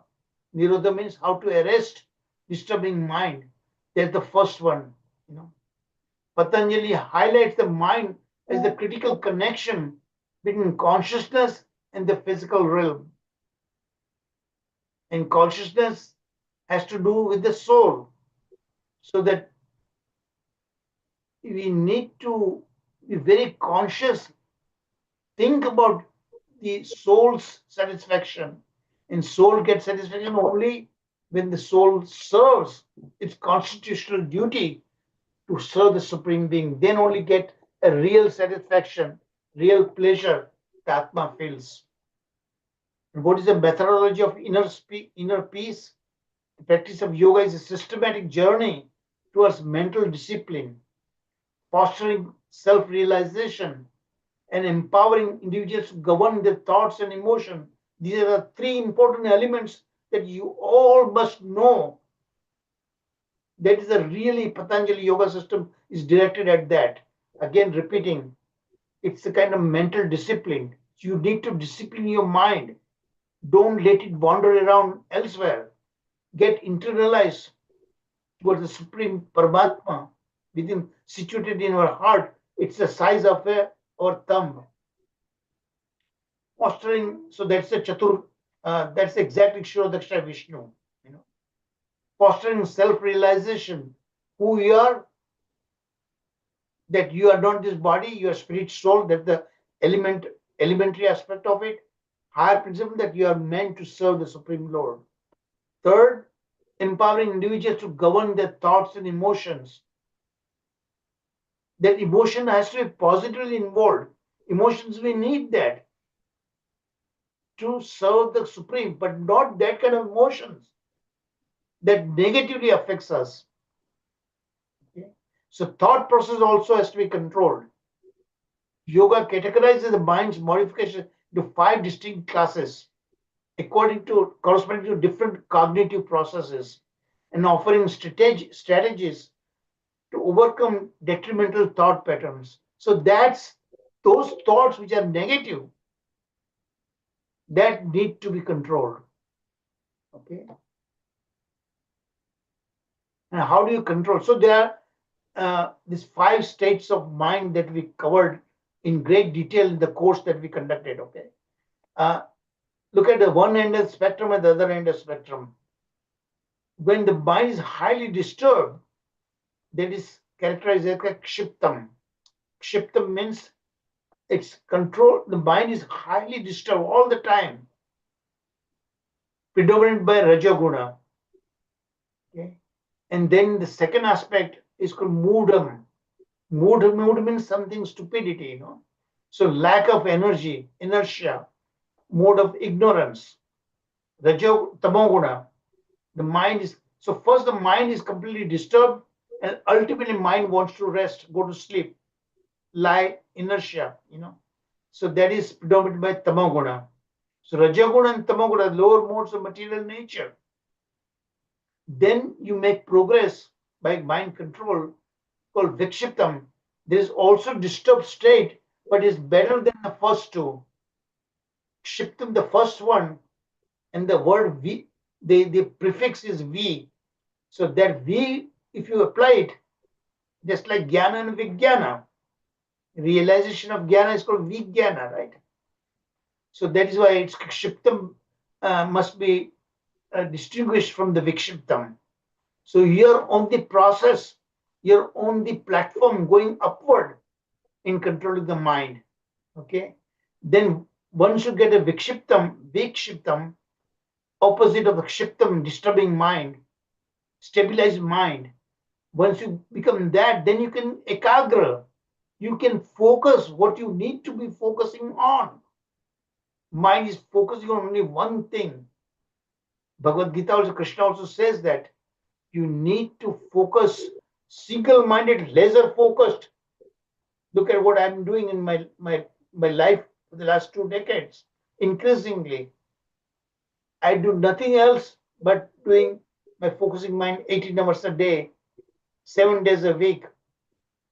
And I've been doing for the last 2 decades, preparing these things, serving the Lord. I consider whatever I'm doing as the Lord's mission. And I depend on support from all of you for that supreme goal. So that you need to ekagrata, being able to focus single-minded, not multiple-minded. So mind is focused only on one thing at a time. So that is where you will come to sattva guna. So you, from rajo and tamo guna, you come to sattva guna. Sattam yat sanjayate. Sattam sanjayate jnanam, right? You come to the platform of jnana. Okay? And sattam yat brahma darshanam. Only the mode of goodness you become self-realized. Otherwise, it's not possible. So finally, you come to the where you needed to go is called niruddham. Nirodha means abolishing those vrittis. So mind is totally under still consideration. Just a lake, waves are subsided, and the tranquility of the lake is restored. So effect of the gunas are completely neutralized. That is the goal of the Ashtanga Yoga. And how do you do that? By this, the 5 classes of modification, as I just told you about: valid cognition, genuine understanding of reality, invalid cognition, misunderstanding and deceptions, verbal cognition, imagine thoughts. So your thought process must be controlled within your own control, must be there. Don't let it fly away, wander away, other than the goal that you are. We want, our goal is to study the Shastra Bhagavatam, come to the mode of goodness. That ought to be our goals.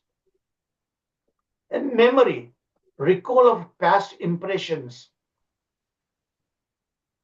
That is called, what is called samskara.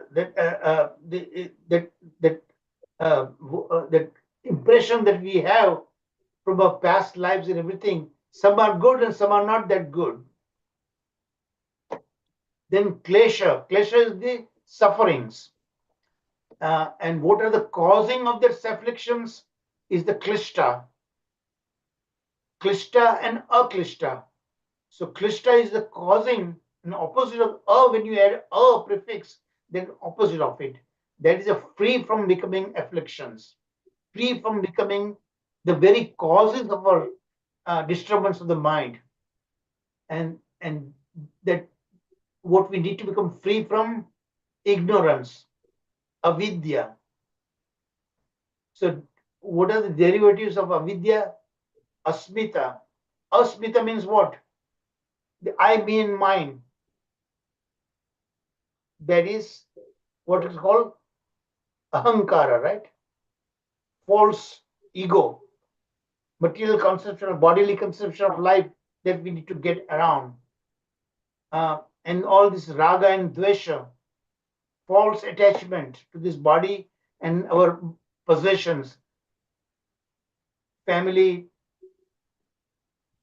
material possessions, our house, our car, bank balance. These are called false attachment. You need to develop attachment for spirituality. Then dvesha, hatred, aversion. When somebody gave you difficulties, you don't hold a grudge, because that grudge will force you to come back in the next life to take the revenge against that person who disturbed you. And abhinivesha. Abhinivesha is a fear of death. Everybody has that. One of the questions Yudhishthira Maharaj was asked by that Yaksha who was controlling the lake, and the Pandavas were thirsty. He sent one by one his brothers, and Yaksha said, "You can drink this water only if you satisfy my questions." And they could not, so they died. That's the way it is explained. Then finally Yudhishthira Maharaj goes. Yudhishthira Maharaj is very, very advanced, self-realized person. He answered all the questions. So one of the questions Yaksha was asked about this: what is the what is the worst thing for humans? A fear of death. It's called jijivisha. Tremendous urge to not to die. Everybody's afraid of dying. So that is called abhinivesha. When Bhagavatam completed, then Shukdev Goswami actually asked Parishita, "Are you still afraid of that that serpent, Takshaka Naga?" He said, "No, I'm completely over that after hearing Bhagavatam." So when you hear Bhagavatam, when you hear the supreme, wonderful, wonderful qualities that Krishna has and his wonderful pastimes, the fear of death is gone. And what are the 9 impediments? Factors such as sickness, incompetence, doubts, confusion, disturb mental clarity, and so on and on and on. So you need to control through practice. That's why Krishna said that Abhyasa yogena and vairagya. That's the two things Krishna suggested in Bhagavad Gita to Arjuna. When Arjuna said it's extremely difficult, near impossible to control the mind. But Krishna said, no, it is possible. These two ways. Practice, keep controlling the mind, and detachment from material persuasion, material aspect that you go after that, So abhyasa and vairagya. Okay, so this is the slide. Actually, my teacher, I borrowed that slide from him when I took the course, a semester-long course, was in this, and that's the same thing which I learned in that course. I conducted a course for all of you also. You should have the slides, all that, So this is it. Atma, Prakriti, Mahatva, Ahankara, Chitta, all these things explained there. So this is the reason our mind always keeps desiring things and is never satisfied with just one thing for too long. Mind demands more and more. A disturbed mind, uncontrolled mind. So Chitta does not merely process external information, but it also makes a resolve, sankalpa, and keeps looking for options, vikalpa. This is the reason our mind always keeps desiring things and is never satisfied, no matter what, in just one thing. So this is from Sankhya Darshana. Vrittis, literally it means avartana, a whirlpool. You know what is whirlpool? Everybody understand what is whirlpool?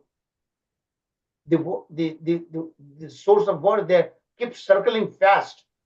And if you moving round. Yeah, and you cannot help yourself, you go sink deeper and deeper in that. So this suffering is like that whirlpool. So these vrittis are very, very dangerous. So yoga says even pleasurable vibration of the mind should also be avoided because they also disturb the mind, although in a pleasurable way. So that materially pleasing kind of mind, that also must be given up. Okay, then there are these angas are there. So that so this is the yama. Yama, that means something that you need to control, restrain yourself. Okay, so there are do's and don'ts, right? So don'ts, that ethical principle that nurture a harmonious relationship with oneself and others. So that you have to restrain yourself, control yourself. These are called the yama principles. Then niyamas, that you ought to do it, you should do it. This is called personal discipline that enhances both physical and mental well-being. Then there are sitting postures, yoga asanas. These are all physical postures. In fact, that is one of the element that was criticized that we heard a couple of weeks back, right? That these are physical exercises. There's nothing to do with spirituality. But in a way, it is linked because only with a controlled mind you can focus on the bhakti process, right? So indirectly it is. But chances are that you go in the opposite direction. That's why it must be controlled. So it's the physical things are there in that sitting postures, breathing exercise, pranayama. But they are essential harmonizing the body and the mind for that purpose. So up to this point, there is no spirituality, at least not in a direct way. Indirectly, you need to serve the Supreme Lord. You need to control this. But bhakti process automatically controls in the right way. These things in a physical way you're trying to control, but that's not very effective in a long way. Only bhakti, chanting Hare Krishna, studying Bhagavatam, which is divinity personified, that's we all need to do that in the association of other devotees so that you don't get carried away. Asata Sangha must be given up. Then you start coming to the right way, right platform, beginning with this pratyahara. Pratyahara means withdrawal of the senses from this sense object. Then comes the dharana, unified focus, that ekagrata that I was told you about, that you reach to at that level, dharana. Then dhyana, then you are able to meditate where you want to, on which you want to meditate, that you are able to do it.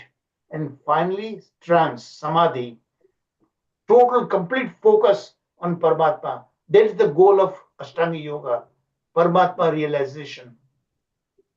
Okay, so that is the, shortly, I completed the very Ashtanga Yoga system very quickly enough.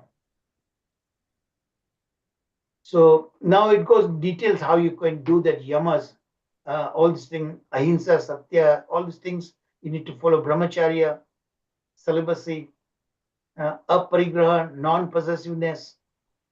These are the things you should not do it. What you should do it is niyamas. Saucham.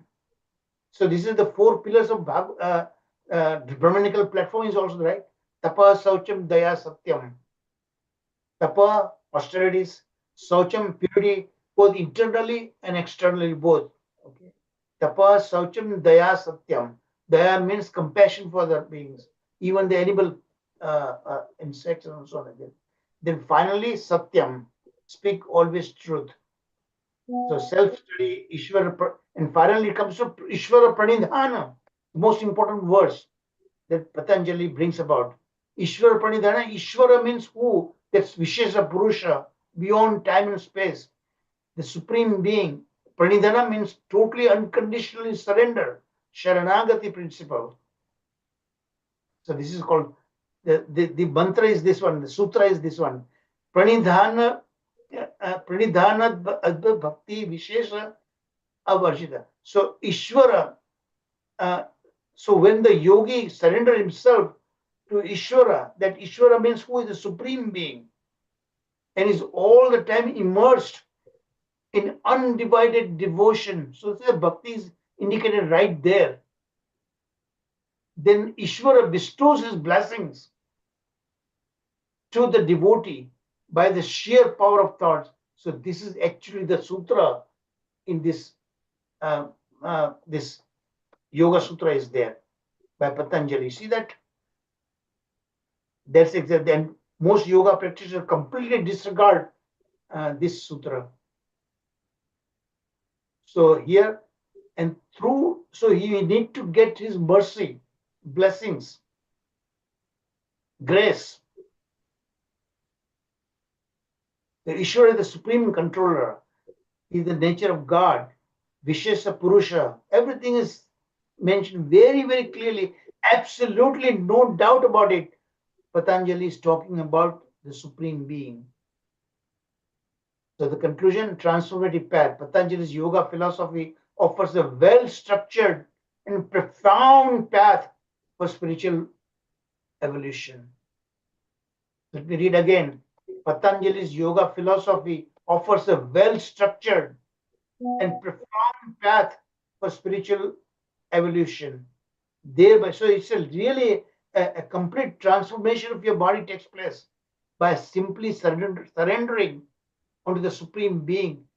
Control mind, you can think all about Supreme Lord. Leading practitioners. So this is a mechanical way, but bhakti allows you in a natural spiritual way. So that's a big difference. Self-realization and inner peace you get. Embrace this journey to unlock the true potential and align with the external freedom, external wisdom that you need that. Everybody got it? So now, Yes, before we stop here and see any questions, I zipped through that, but I hope I focus on the right wherever it was needed. That everybody understood Yoga Sutras. Yes Prabhu ji very well. मगर प्रभु जी present situation में सब लोग सिर्फ bodily concept में ही जाते हैं, आगे जाते ही नहीं है। वो हेल्थ हमारे बिल्डिंग में प्रभु जी एक है योगा टीचर, वो बोलते हैं योग करो मौज करो। सूत्र उनका ये है बस योग करो मोच करो. this is they're missing it. Just like Yes, Prabhuji. this karma mimamsa, completely missing the point. Okay, so now let's get to the karma mimamsa. With your kind permission, okay, I'm going to focus, okay, this aspect. What are the problems with karma mimamsa? And then you'll realize the value, the supreme value of studying Vedanta Sutra in the right way. So, first of all, an overview of karma mimamsa. And what is the etymology? First, you need to define what is the word karma means. The word karma refers to any action that results in a reaction, whether good or bad. See that? Even the good karma, there's an opposite reaction. Because you need to come back to enjoy reward. You don't become free just by following Vedic principles. Yes, you get to higher planetary system and higher level of enjoyment. Everything is there, but not really, you don't get a real liberation, moksha. So while mimamsa means to inquire, the very word mimamsa means to inquire in the right way. Okay? Analyze and understand thoroughly. The system of karma mimamsa emphasizes the analysis of the ritual actions.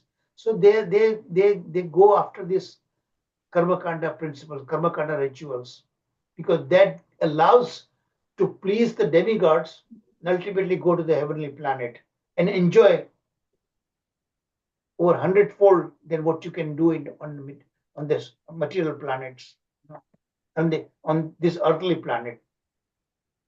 That is their goal, the karma mimamsa people.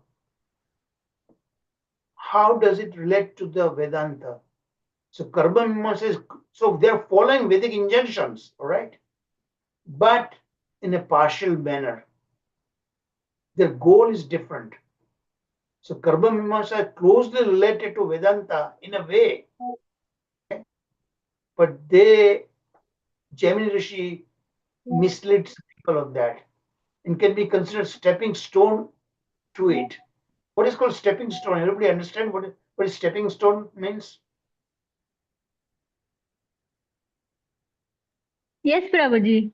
मतलब हमारी जो ignorance है उसको और हमारे जो knowledge है उनको और शार्प करना. Yeah. So it can go positive way and also goes negative way, right? But Yes.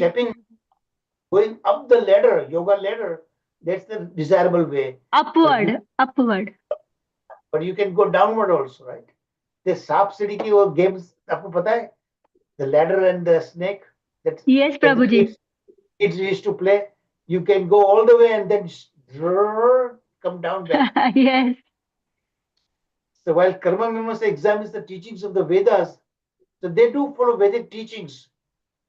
But the ultimate purpose of Vedas, Vedescha sarva aham vedyo, Vedanta krit vedvid chaham. So that is what Krishna says. Ultimate purpose of Veda is to understand who Krishna really is. Okay. So that they're missing, these karma kanda rituals. So it should not be karma kanda, it should be karma yoga. Using your karma, linking with the supreme. That's called karma yoga. Then, so that is karma, sakam karma yoga, and then follow by the nishkam karma yoga. So these are the part of yoga ladder, right? And then ultimately come to the, afterwards, nishkam karma, you will come to the jnana platform. Okay. Ultimately, then come to the bhakti platform. So either you can go walking up the stair, or you can take an elevator. Prabhupada used to say that, right? So directly you can come to the bhakti platform instead of going through the yoga ladder. So Vedanta focuses on the teachings of the Vedas in terms of transcendental knowledge.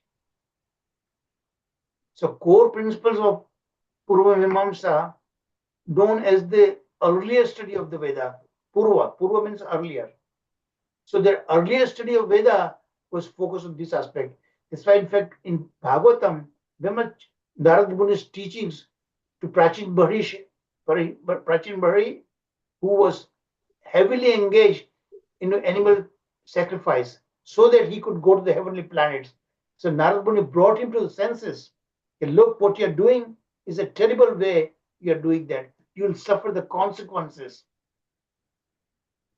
So earlier study of Vedas, it's primarily concerned with the practical application of Vedic rituals, Karmakanda principles, and duties. In contrast, Vedanta is referred to as the Vedanta Sutra, Vedanta Mimiksha. I'm sorry, Uttara Mimamsha, meaning the latter study of the Veda, not later, latter, afterwards. So practical methodology is what? The philosophy provides a practical methodology for utilizing Vedic rituals, dharma, to satisfy human desire for. So dharma, artha, kama, moksha, these are actually, Chaitanya Mahaprabhu said, these are on the material platform. They are purushartha. These are the purushartha. Everybody should do that. It's called pravritti marga. But pravritti marga should be connected with the nivritti marga that we just covered this, right? Now you understand the importance of pravritti and nivritti marga should be interlinked. Synergy should be there. Synergistic principle. Okay. So Purva Mimamsa, Karma Mimamsa means human-centered approach. Interprets Vedic deities and their, so devas and devis, demigod worship is there because you want to go to the heavenly planet and enjoy 100-fold, 1,000-fold. Focus on duty and dharma. You are following dharma, yes, sure, but for a selfish reason. Materialistic explanation of rituals. Karma Mimamsa represents Vedic rituals as a science of mechanistic principles grounded in empirical practices rather than as an act of devotion. So now everybody understood why Gemini Rishi was on the wrong path and he preached wrong path to the millions of people. It justifies Vedic rituals as beneficial for humanity and necessary for achieving success in both this life and next life. If that pravritti marga is connected with the nivritti marga, then it's valid. The concept of duty, dharma, is described as a universal tradition of responsibility.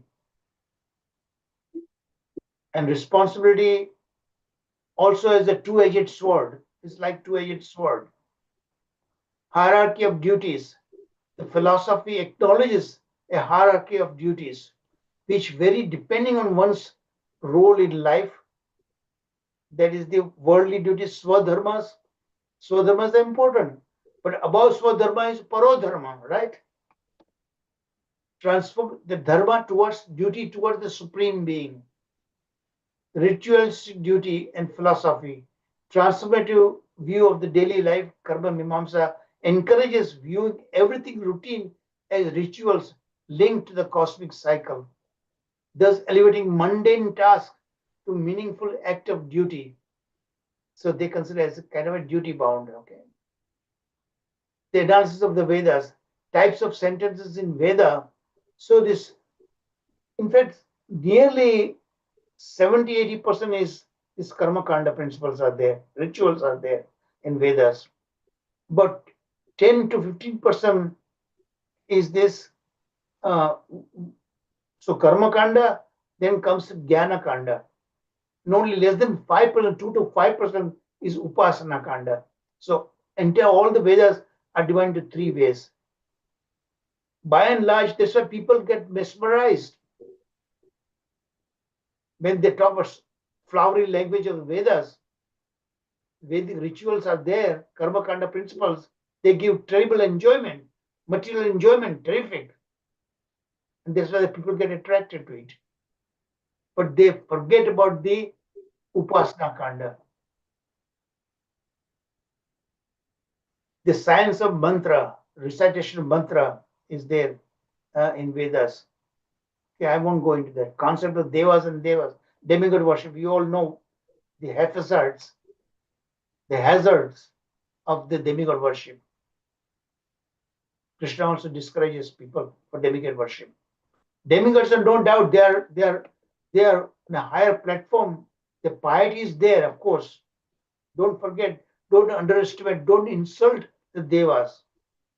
Okay, but devas themselves are servants of the Supreme Lord, and they are by and large on the sattva platform. Source of valid knowledge. So karma mimamsa, there are 6 sources: Vedic knowledge, perception, inference, comparison, testimony, postulation, and non-perception. So I won't go into that details about all these things. So let's read the conclusions. Practical application. Karma Mimamsa serves as a practical guide for individuals seeking to navigate their duties in life while aligning with the cosmic principles of the universe. So I'm trying to draw you on the positive aspects of Karma Mimamsa, considered as a pravritti marga, that are needed even for devotees. Okay? As long as it's connected side by side with Nivritti Marg. In fact, if you do it the right way, Pravritti Marg called the Vedic injunctions, with the right goal, then ultimately you will lead to the Nivritti Marga. There's a beauty part of it. So you don't criticize Vedas for, you need to understand properly before you criticize Vedas. There are positive aspects also. Why the Vedas were introduced by the Supreme Lord, Lord Brahma. You need to understand. If it was so terrible as it sounds like, then Lord would not have given that. Because we came to the material platform because of material desire. We got the material body, exactly tailor-made to enjoy it. But the true purpose of the Vedas, he himself says in Bhagavad Gita, right? Again, Vedas am Vedyo. That principle people forget. Okay, now let's get into the Vedanta, Uttar Mimamsa. This is where I wanted to go actually. An overview, definition, the term Vedanta.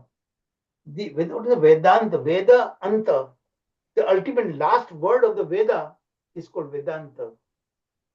The last ultimate principle of Veda is to serve the Supreme Lord. Understand the Lord and serve Him in a very, very menial way, with great humility. And the best way to study Vedanta is through bhakti process. So Vedanta translates to the conclusion of the Vedas. Anta Veda Anta, final word. That is the actual Vedanta means. And it's derived from the last portion of the Vedic text, the Upanishads. As I told you, Upanishads are the Jnana Marga of studying Vedas. A particular segment of the Vedas, the Acharya, the Rishis, great Rishis, sages, they give their commentary. That is the Upanishads actually, which are considered the ultimate teaching of the Vedic tradition. So it's on largely, by and large, it's on a Jnana platform. And then we'll study the next series of lectures, 4 lectures in the 2 weeks that we'll study 2 or 4. That we'll understand these Upanishads, okay? But there again, there's a misunderstood. The Brahman, by and large, Upanishad talks about Brahman. Initially talks about the Nirgun, Nirakara. But then later on, there are major Upanishads, 10 Upanishads. They do talk about Brahman serving as Antaryami. So that's the super soul, Paramatman aspect of it. And then it leads to Bhagavan stage also. And that we will cover in the next 4 lectures. So core principles, authority of the Upanishads, that you need to accept that Upanishads do have the ultimate authority in the Vedas, because that will, if you study it the right way, it will lead you to the bhakti platform eventually. That's what the Upanishad does that. And that's what, remember, we covered that, right? when the sages personified, and not sages, Vedas personified offering prayers to the Supreme Lord in order to reawaken the Lord was in Yoga Nidra, then they glorify, right? And the whole thing started with Parikshit Maharaj's question, how can Veda explain these kind of things? He could not understand Vedas. If you study Vedas or hear Vedic mantras, everything on the mental platform, Anirdesh, they say. But ultimately, then we saw that yes, Veda do talk about Bhakti platform. Uttar Mimamsa is all about that, the lateral deliberation, Brahma Mimamsa, Brahma Sutras. The core principle authority of the Upanishads that you need to explain, understand in a right way. So you need to understand Vedanta Sutra from a Bhakti point of view, not from the Mayavadi point of view. So Vedas, they also utilize Bhakti Vedanta Sutras to satisfy, to substantiate their beliefs. Systematization by Krishna Dvaipayana Vyasadeva. So he compiled those Vedanta Sutras, and Mayavadis took it completely in a different way. So we'll hear the commentaries of the four Vaishnavacharyas. Structural philosophical framework, they divide into 4 chapters. Now, this is going to technically, we are going to go in a great detailed way. So I won't spend time much about it. But a general aspect of it, you can read it through that, okay? My slides gives you the summary aspect of it. I wish I had more time to actually read through that. But see, this different Acharya's commentaries are there. And we are going to do the actual lectures on that. That's why I'm not spending time right now. Individually, we'll spend all these commentaries, all this series of this commentaries by this their theories, beginning with this Shankaracharya Mayavad philosophy, then this 4 Vaishnava Acharyas, Ramanujacharya, Visishta Advaita. Shankaracharya's philosophy is Advaita, non-dualism, right? Monism. Dualism is what? The dualism that we are talking about here is that the body and the mind, but it goes much deeper than that. I don't have time to go into deeper that. Madhvacharya, then Vishnu Swami. So here there are certain nuances are there, okay? Because Shankaracharya's philosophy is Advaita philosophy, monism. But then why Ramanujacharya talks about pure Advaita, Shuddha Advaita? And then there's Advaita, Dvaita. So it's kind of confusing. So that's the reason why I'm doing these lectures. And the whole 10-lesson course are extremely important. If you want to understand Vedanta Sutra, you really need to attend with a focused mind. Okay? And live lectures. Don't just listen to the video transcript. You really need to participate actively to get the maximum out of it. So this, after we finish 4 Upanishad lectures, that's when we'll begin with 10 lessons. And I already sent you the class schedules, all that, okay? So Upanishad, learning through proximity. The very word meaning of Upanishad means Upanishada. Upa means coming close by to the Guru's lotus feet, nearby, and listen in a submissive manner. That is actually called Upanishads. Their contradictory statement, the Upanishads contain many seemingly contradictory ideas, necessitating the systematic analysis. So their contradictory ideas, they are there for a given reason. So when we talk about these 4 Upanishads, 4 Upanishad lectures, I'll try to bring this out, okay? The nature of God, personal versus impersonal God, it gives on a surface, teaches in an impersonal God, in Brahman. But later on, the same very Upanishads, especially the 10 major Upanishads, they do come to the personal worship of the Supreme Lord. That many people misses that. Connection between God and the individual Atmans. the liberation and the nature of the reality. All these things are there. Since we are going to do all these things precisely in a great detail, a whole lecture are being devoted to that. So I'm going to skip because of the lack of time. So I'll stop here because all this thing we are going to go into systematic way. All right. Hare Krishna, I'll stop here and let's get discussion because in discussion, this recap session, they are much more revealing than actual lectures. Question answer session. Hare Krishna. Okay, it's open for discussion now.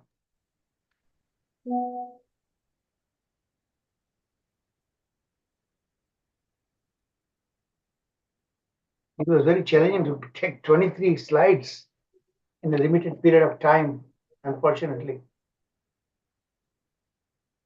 Hare Roji Dano Pranam. This now onwards we are going to get involved in this study. They're extremely challenging, very dense philosophy, and time constraint.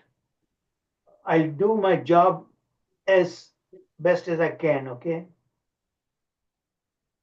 But you really need to be actively involved in this. Active listening. Active listening means what? Question and answer. If you sit like a statue, then you'll not get out of it. I'm very sorry, but you need to actively participate.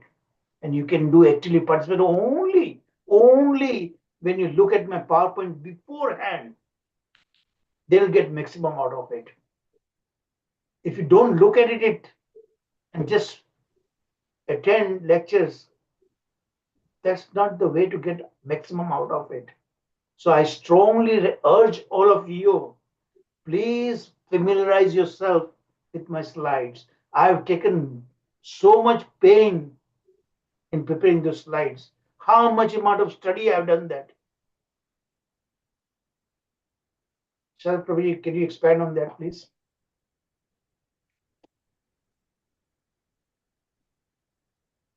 Haribol. Sir, Prabhuji, did you hear that?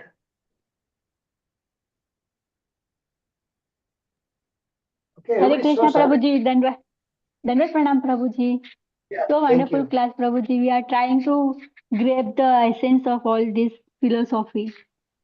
So difficult also, but as well as easy also when you explain very nicely. Thank you, Well, Prabhuji.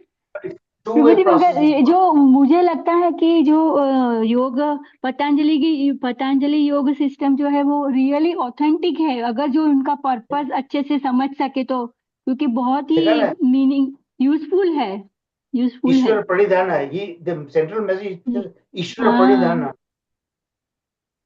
Sharanagati to the Vishesh Purusha. So really, at least my teammates, they must study the PowerPoint before you come to attend the lectures.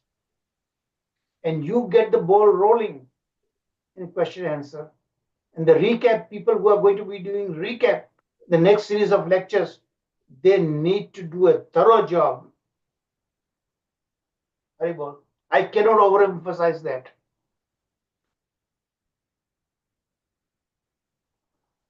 Hare Krishna Prabhuji. Dano Pranam Prabhu. Hare Krishna. Pardon me if I offended somebody. Please forgive me. Okay. No, nothing like that, Prabhu. Like you're just sharing your total 40 years of experience putting hard in preparing these slides, Prabhu. Yeah, I don't think we get this level of information anywhere else, Prabhu. Okay, this is an opportunity, a lifetime opportunity where okay, we have to go through your slides because we are going to get a huge I distilled the very essence of it, everything in these slides. I Okay, think this helping. Yeah, this is going to help us as well in preaching groups as well, preaching society as well. Yeah. Because so many people will have questions on all these things, Prabhu. He couldn't, sir, Yeah, actually. in your respective temples, in your respective temples, Ah, you can make correct. you can make use of my slides. Okay. Yes, yes, yeah. Yeah, in fact, not only some other very senior congregations where I attend, Gachibowli satsangs where 100 people attend. Okay, we can take these slides. Maybe I'm not now, Prabhu. After some time, okay, explain this. Maybe one or two. Okay, can be leveraged. Okay, Yeah. so Sure. your efforts. You have my full Not at all permission. understand. You have Yes, my full permission. Okay.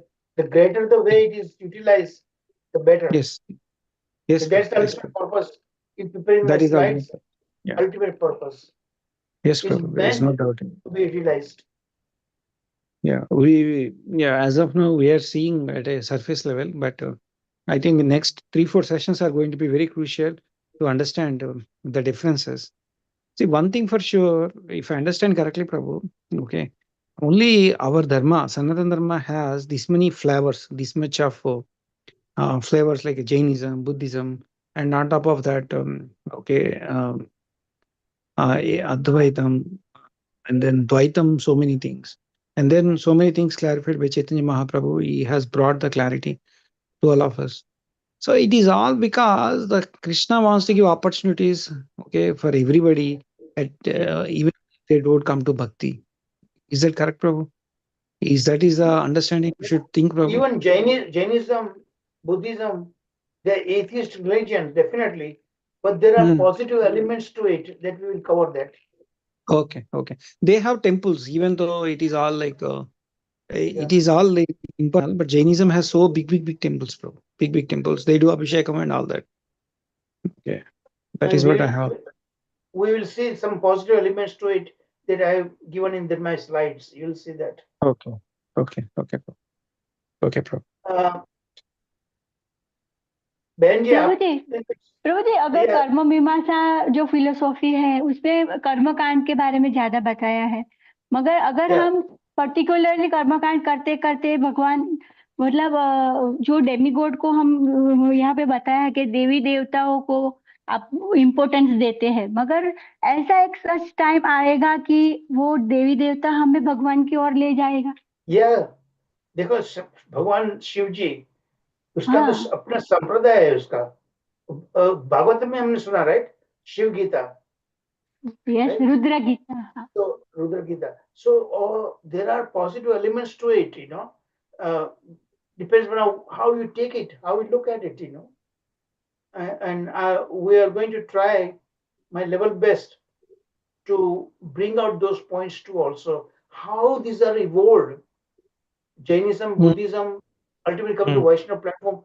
They are a normal, regular evolutionary cycle is there. हरे कृष्ण भाई हाँ जी, आप कुछ कहना चाह रहे थे? आपसे सुनना चाहता हूँ मैं। मुझे अभी एक्चुअली आई टेल यू कि मुझे थोड़ा सा टफ लग रहा है, लेकिन एक दो बार आई गो थ्रू योर पीपीटीज तो क्लियर हो जाता है, पूरा हो जाएगा। एग्जैक्टली लेक्चर आने से पहले, सुनने से पहले, अगर एक दो दिन पहले आप गो थ्रू गेट फेमिलियराइज, तो बाद में आप जब सुनेंगे लेक्चर तो आपको ज्यादा उसमें समझ आएगा। Yes, it's true. And then recap session I found out that's the best thing that we have done, you know. We have been introducing that. We learn a lot more than actual lectures in recap, question answer session. Recap तो is very beneficial पूरा। प्रभु जी recap में तो और नया points भी मिलते हैं जानने को। Exactly right, exactly. Yeah, we get to learn a lot more in recap session. Yes. And we should come prepared, then only we can answer. Exactly, and question coming up only after when you've gone through before, then the question will automatically pop up in your mind, you know. Right. Yeah. Sanjeev Prabhu ji, Hare Krishna. Yes, Prabhu. So, thank you, Prabhu. As you said, a lot of matter covered in 23 slides, but you had taught a lot of this earlier in the Yoga Sutra. So, the Patanjali Yoga Sutra course. So, a lot of this was very clear and skimmed through. So, thank you for that. Some takeaways and observations, like You mentioned of mind control. That was the important thing. How the mind connects is the link between the consciousness and the physical world. And the other aspect was you mentioned about Kleshagni and Subhada. So this also so much parallel with what we hear in Bhakti Rasamrita Sindhu from Rupa Goswami, Sanatan Goswami. Like Kleshagni, there are this 6 aspects or 6 spheres. Yes. I think 3, 4, 5, and the last one is the fear of death, which you also touched. Right? So that and then that fear of death is because of ignorance of our current bodily state, which is also you taught us earlier is by design. Lord Brahma, when he creates, he puts in that default ignorance or avidya. So then knowing all this, when we then, as you say, gargitate or contemplate on this, then our sadhana becomes more and more meaningful and more deeper.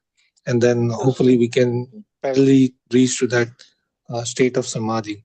Now, interestingly, from my recent, yatra in Varanasi, there is a temple of Kal Bhairav, who is like form of Lord Shiva. And the local, this is, I don't know if it's a Vedic or so, but the local thing that goes on is when you worship Kal Bhairav and offer something, he removes the fear of death. So for us, it's beneficial because he removes the fear of death. That means he gives us the right knowledge that who we are the soul, not this body, and only that can remove the fear of death. So he will give us that divigyan or the transcendental knowledge, and once we have that, that's what we need. So yeah, some few takeaways from the whole precious jewels you shared with us. Thank you, Rahul. Thank you very much. Whatever I'm teaching you is all basically what Acharya has given us, right? Yes. So I studied as much as I could, and I'm trying to manana. It's called regurgitation, Yes. and that's what comes out when I give classes, And I'm So- trying to engage many of you. Still room is there, okay? There's quite 10 lectures are there. 6 or 7 I'm doing, 3 lectures given by I think 3 or 2 Sharad Prabhuji and Archana Mataji, but the rest of the lectures are still open. But what is needed, that if you are willing to do that, then you're most welcome to participate using my slide, because when you teach, that's the best way to Then- learn a subject. Agree. Best way to learn a subject, teach. Recap session, those who are doing recapping, just ask them how much they're learning. Oh yes, Samantha that's what Mataji, I was about to say. Like we were discussing, recap is there's an additional benefit. The person who does the recap has to revise, rego, and then they devise a set of questions to make it engaging. Yes, definitely. Thank you, Prabhuji. And yeah, I think I did respond, but if I was out and I did not, I'm definitely in for No, I those understand that. I three, understand. 2 or 3 classes But which were. but you still have an opportunity, okay? Yeah, Let me so know. I sign up, Prabhu. I raised my hand. Yeah. Anybody else, you still have an opportunity. I don't mind. All 6, 7 lectures, I can allow you to do that, okay? And whatever needs to be said, I will add it afterwards, okay? But you are most welcome. But what is needed, that I spelled out very clearly. If you are willing to do that, and I demand two-way communication in a timely manner, because otherwise you'll be dragging my feet. I mean, it becomes difficult, and constantly I work. I need cooperation from all of you. Okay, Samantha Mataji, would you like to share your what you learned from recapping? Yeah, Prabhuji, Dandavat Pranam. First So of you all, done thank remarkable job. Remarkable job. no, Prabhuji. I mean, I try, but I don't know how much I No, can you succeed. in my mind, what I hear from you, you are doing an excellent job. And Thank other you, recappers Prabhuji. also, it goes to other recappers also. Yes, Prabhuji. Okay, all now your I mercy, turn it over. Prabhuji. Thank you. I turn it over to Sharad for your final words. Prabhuji, may I ask one question, Prabhuji? I've been Yes, please. Yeah. yeah. So So this all these philosophies, Prabhuji, they have their good points also. Like they are Yeah. all, guiding the individual towards getting rid of suffering. So most of the philosophies have goal of moksha. So moksha, mostly people come to the spiritual life because they are suffering, and Yes. we want to get rid of suffering. So when we come to like goal-based organizations like ISKCON and all, so they then we go like we learn, we go one step higher, that we want to serve the lotus feet of the Lord, not just attaining moksha. Moksha is a very small achievement. Yeah. So And that now, is all you already get it. Bhakti Pranam, you get it as a side product. Okay, but you get yeah. much more than that. Yes, Prabhuji. But these philosophies also, like they have certain principles which help you. Like Sanjeev Prabhuji said, that when we worship demigod and ask for something, so when we are suffering at that stage, not many people can surrender to the level to to in comparison to other people who are more advanced. The Yeah. neophytes, they stumble easily, like they lose their faith or hope, or maybe they don't have the physical and the mental capacity to cope up with that. Like patience is not there, and that much surrender is not there at It'll that come time with the when you are. practice. It'll come with the practice. You keep at it. Look at Mm, the so-called advanced. If you consider myself in the extent, I don't consider myself advanced, but look at, I also went through all these stages. yeah. I went through all this in the last 30 plus years. I've been doing practicing bhakti and everything. I went through all these difficulties myself, and I sympathize. It's but the what kept me going and make those advancement is by sheer determination. Yeah. If you have that fire in your belly, I keep saying that those phrases of words, that is needed. And I'm still telling you, these lectures are open, but you must demonstrate to me you have that discipline, what is needed. If you can demonstrate to me that, I'll be more than happy to distribute all the 7 lectures to among all of you. Mm. But you must demonstrate to me that you have what it takes. Sharad, you have final words. Thank you, Prabhuji. One point about Samta Mataji, she has been taking on these recaps at very short notice also. It's incredible she's doing. Okay. I remember many years back when I was in the army and posted in the high altitude area. When you go through these rugged mountains, we find things written like when the going becomes tough, the toughs get going. Charu Prabhuji also mentioned this thing recently. Now, the level of our classes are going to be tougher and tougher, much tougher. Therefore, I request all of you to accept the fact that you are also tough enough to take on these classes. The next thing is, I have got a question for the devotees. We spoke about the smrutis and smritis. Now, my question is, Bhagavad Gita comes in which category? This is very interesting. Any answer? Bhagavad Gita. Prabhuji, Bhagavad Gita, like principally it comes under this Shruti category, but it also has a part of Smriti. Okay, It is because I'll rephrase it. Yes, anything, Prabhuji. anything Krishna has given, Veda is like a breath of Krishna. Okay, so it is a Shruti, bro. It should be classified as But Shruti. but it's a part of Mahabharata, remember? It is part of Mahabharata, that's why it is Smriti. But since it contains the principles which are explained there, they are in consonance with the Vedas. That is a Shruti. In fact, the Bhagavad Gita is the Sara, the essence of all these scriptures. and even Srila Prabhupada has commented in very many places that if any commentary or any writing which is explaining the Shrutis, they are in consonance with the Shrutis, they also can be considered as Shrutis also. Okay, time is less. My next question is, like you heard about Karma Mimamsa. Any example where Krishna had preached Karma Mimamsa given in the Srimad Bhagavatam? Anybody? We have gone through that. Krishna himself preaching Karma Mimamsa just to teach people. To Brahmanas, Prabhuji. Prabhu, Govardhan Leela. Latest. Before Govardhan Leela. Govardhan Leela.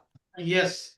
When Nanda Maharaj, the Yes, others, Nanda they Maharaj, are correct. preparing for the puja, that time he told them the Karma Mimamsa.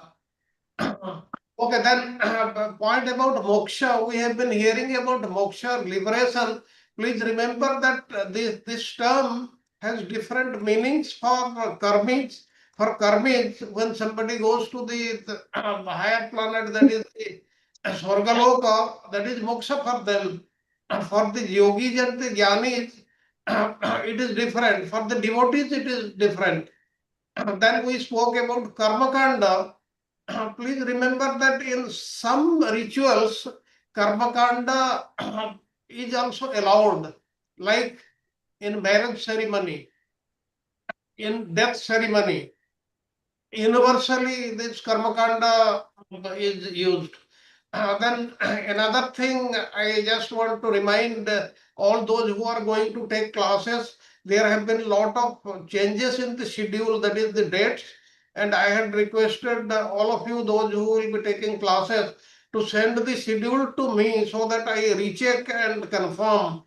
And please remember that from 9th of next month, 9th of January, a third session that is starting from 8 to 10 Indian time on Fridays. Now in these 2 hours, half an hour for the discussion, there is no change. 1 hour for the class, no change. And in the balance 30 minutes, we have to finish the recap in 20 minutes, and we can start the kirtan 5 minutes before, so that including the invocation prayers of the one who is taking class, everything is over in 30 minutes, so that the instructor gets clear 1 hour or maybe 1 hour 5 minutes for the class, and last 30 minutes discussion, there is no change in this. Hare Krishna. Ruji, I need to make one request to you. Can you take responsibility to find out, assess, answering my concerns also, who are really seriously interested, because time is very short now remaining, okay? So Yes. I'll be happy to assign the rest of the lectures to within our team, but they must satisfy me. So you please, will you take the responsibility of assessing that, and then let bring it to me. Then we'll, you and me, including Archita Mataji, three of us will decide to distribute these responsibilities, teaching, conducting these classes based on my PowerPoints. But this must be responded within this week. Yes, yes. Can you take this responsibility, please? Call it that. Let me know. Yes, probably. You have already distributed in this next series to me, Archana Mataji and Samta Mataji, and Yeah. balance you are taking. But this so far I have included my names, rest of the lectures, but I'm willing to assign those who are seriously concerned, because you will learn by teaching. By teaching a serious lecture, you will learn a lot yourself than by simply listening to me. Okay, so let's conclude the class. Um, um, anyone else? Archana Mataji, are you there? Yes, Prabhu, I'm here. Yes, please. Can you do the Shiva prayer? Yes, Prabhu. Namaste Narasimhaya. Namaste Narasimhaya. Pralhadalhadadaine. Pralhadalhadadaine. हिरण्यकाशीपूर्वक्षः हिरण्यकाशीपूर्वक्षः शिलाटङ्कानखालये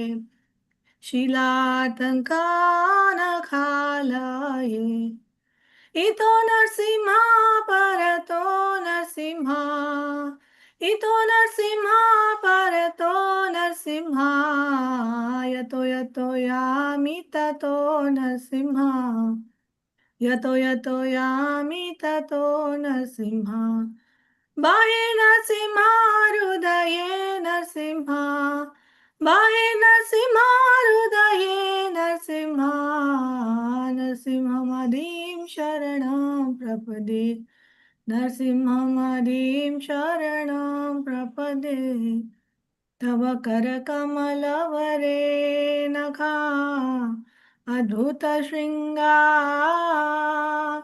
Dalita Hiranyakashipu तानुभृङ्ग केशवधृता नरहरिरूपा जय जगदीश हरे जय जगदीश हरे जय जगदीश हरे जय केशवधृता नरहरिरूपा जय जगदीश हरे जय जगदीश हरे जय जगदीश हरे जय नरसिंहदेव जय नरसिंहदेव प्रहलाद महाराज जय प्रहलाद महाराज जय जय प्रभुपाद प्रभुपाद प्रभुपाद जय जय प्रभुपाद नरसिंहदेव भगवान की जय भक्तराज प्रहलाद महाराज की जय श्रीला Hare Krishna. प्रभुपाद की जय ऑल डिवोटीज की जय Hare Krishna thank you very much Thank you, Today is Archana. Srila Thank you. Lochanidas Prabhuji's appearance day, Mataji. Oh, जय wonderful. लोचन दास ठाकुर की Ki जय jai. Hare Krishna Thank you, everybody. Hare Krishna, Hare Hare Krishna, Krishna Krishna, Hare Hare, Hare Rama, Ram Ram, Hare Hare. Jai Shri. Okay, अच्छा we'll meet next week now. Hari Bol. Hare Thank you, Krishna Prabhuji. Hari Bol. Thank you, you, Prabhuji. Prabhuji. Srimad Dandavat pranam. Bhagavatam ki jai ho. Thank you, Hare Chandra Krishna. Bhai. Thank you, Sir Vaishnavi Prabhuji. Prabhupada की Mataji. जय Hare Krishna to all devotees. Hari Bol. Hari Bol.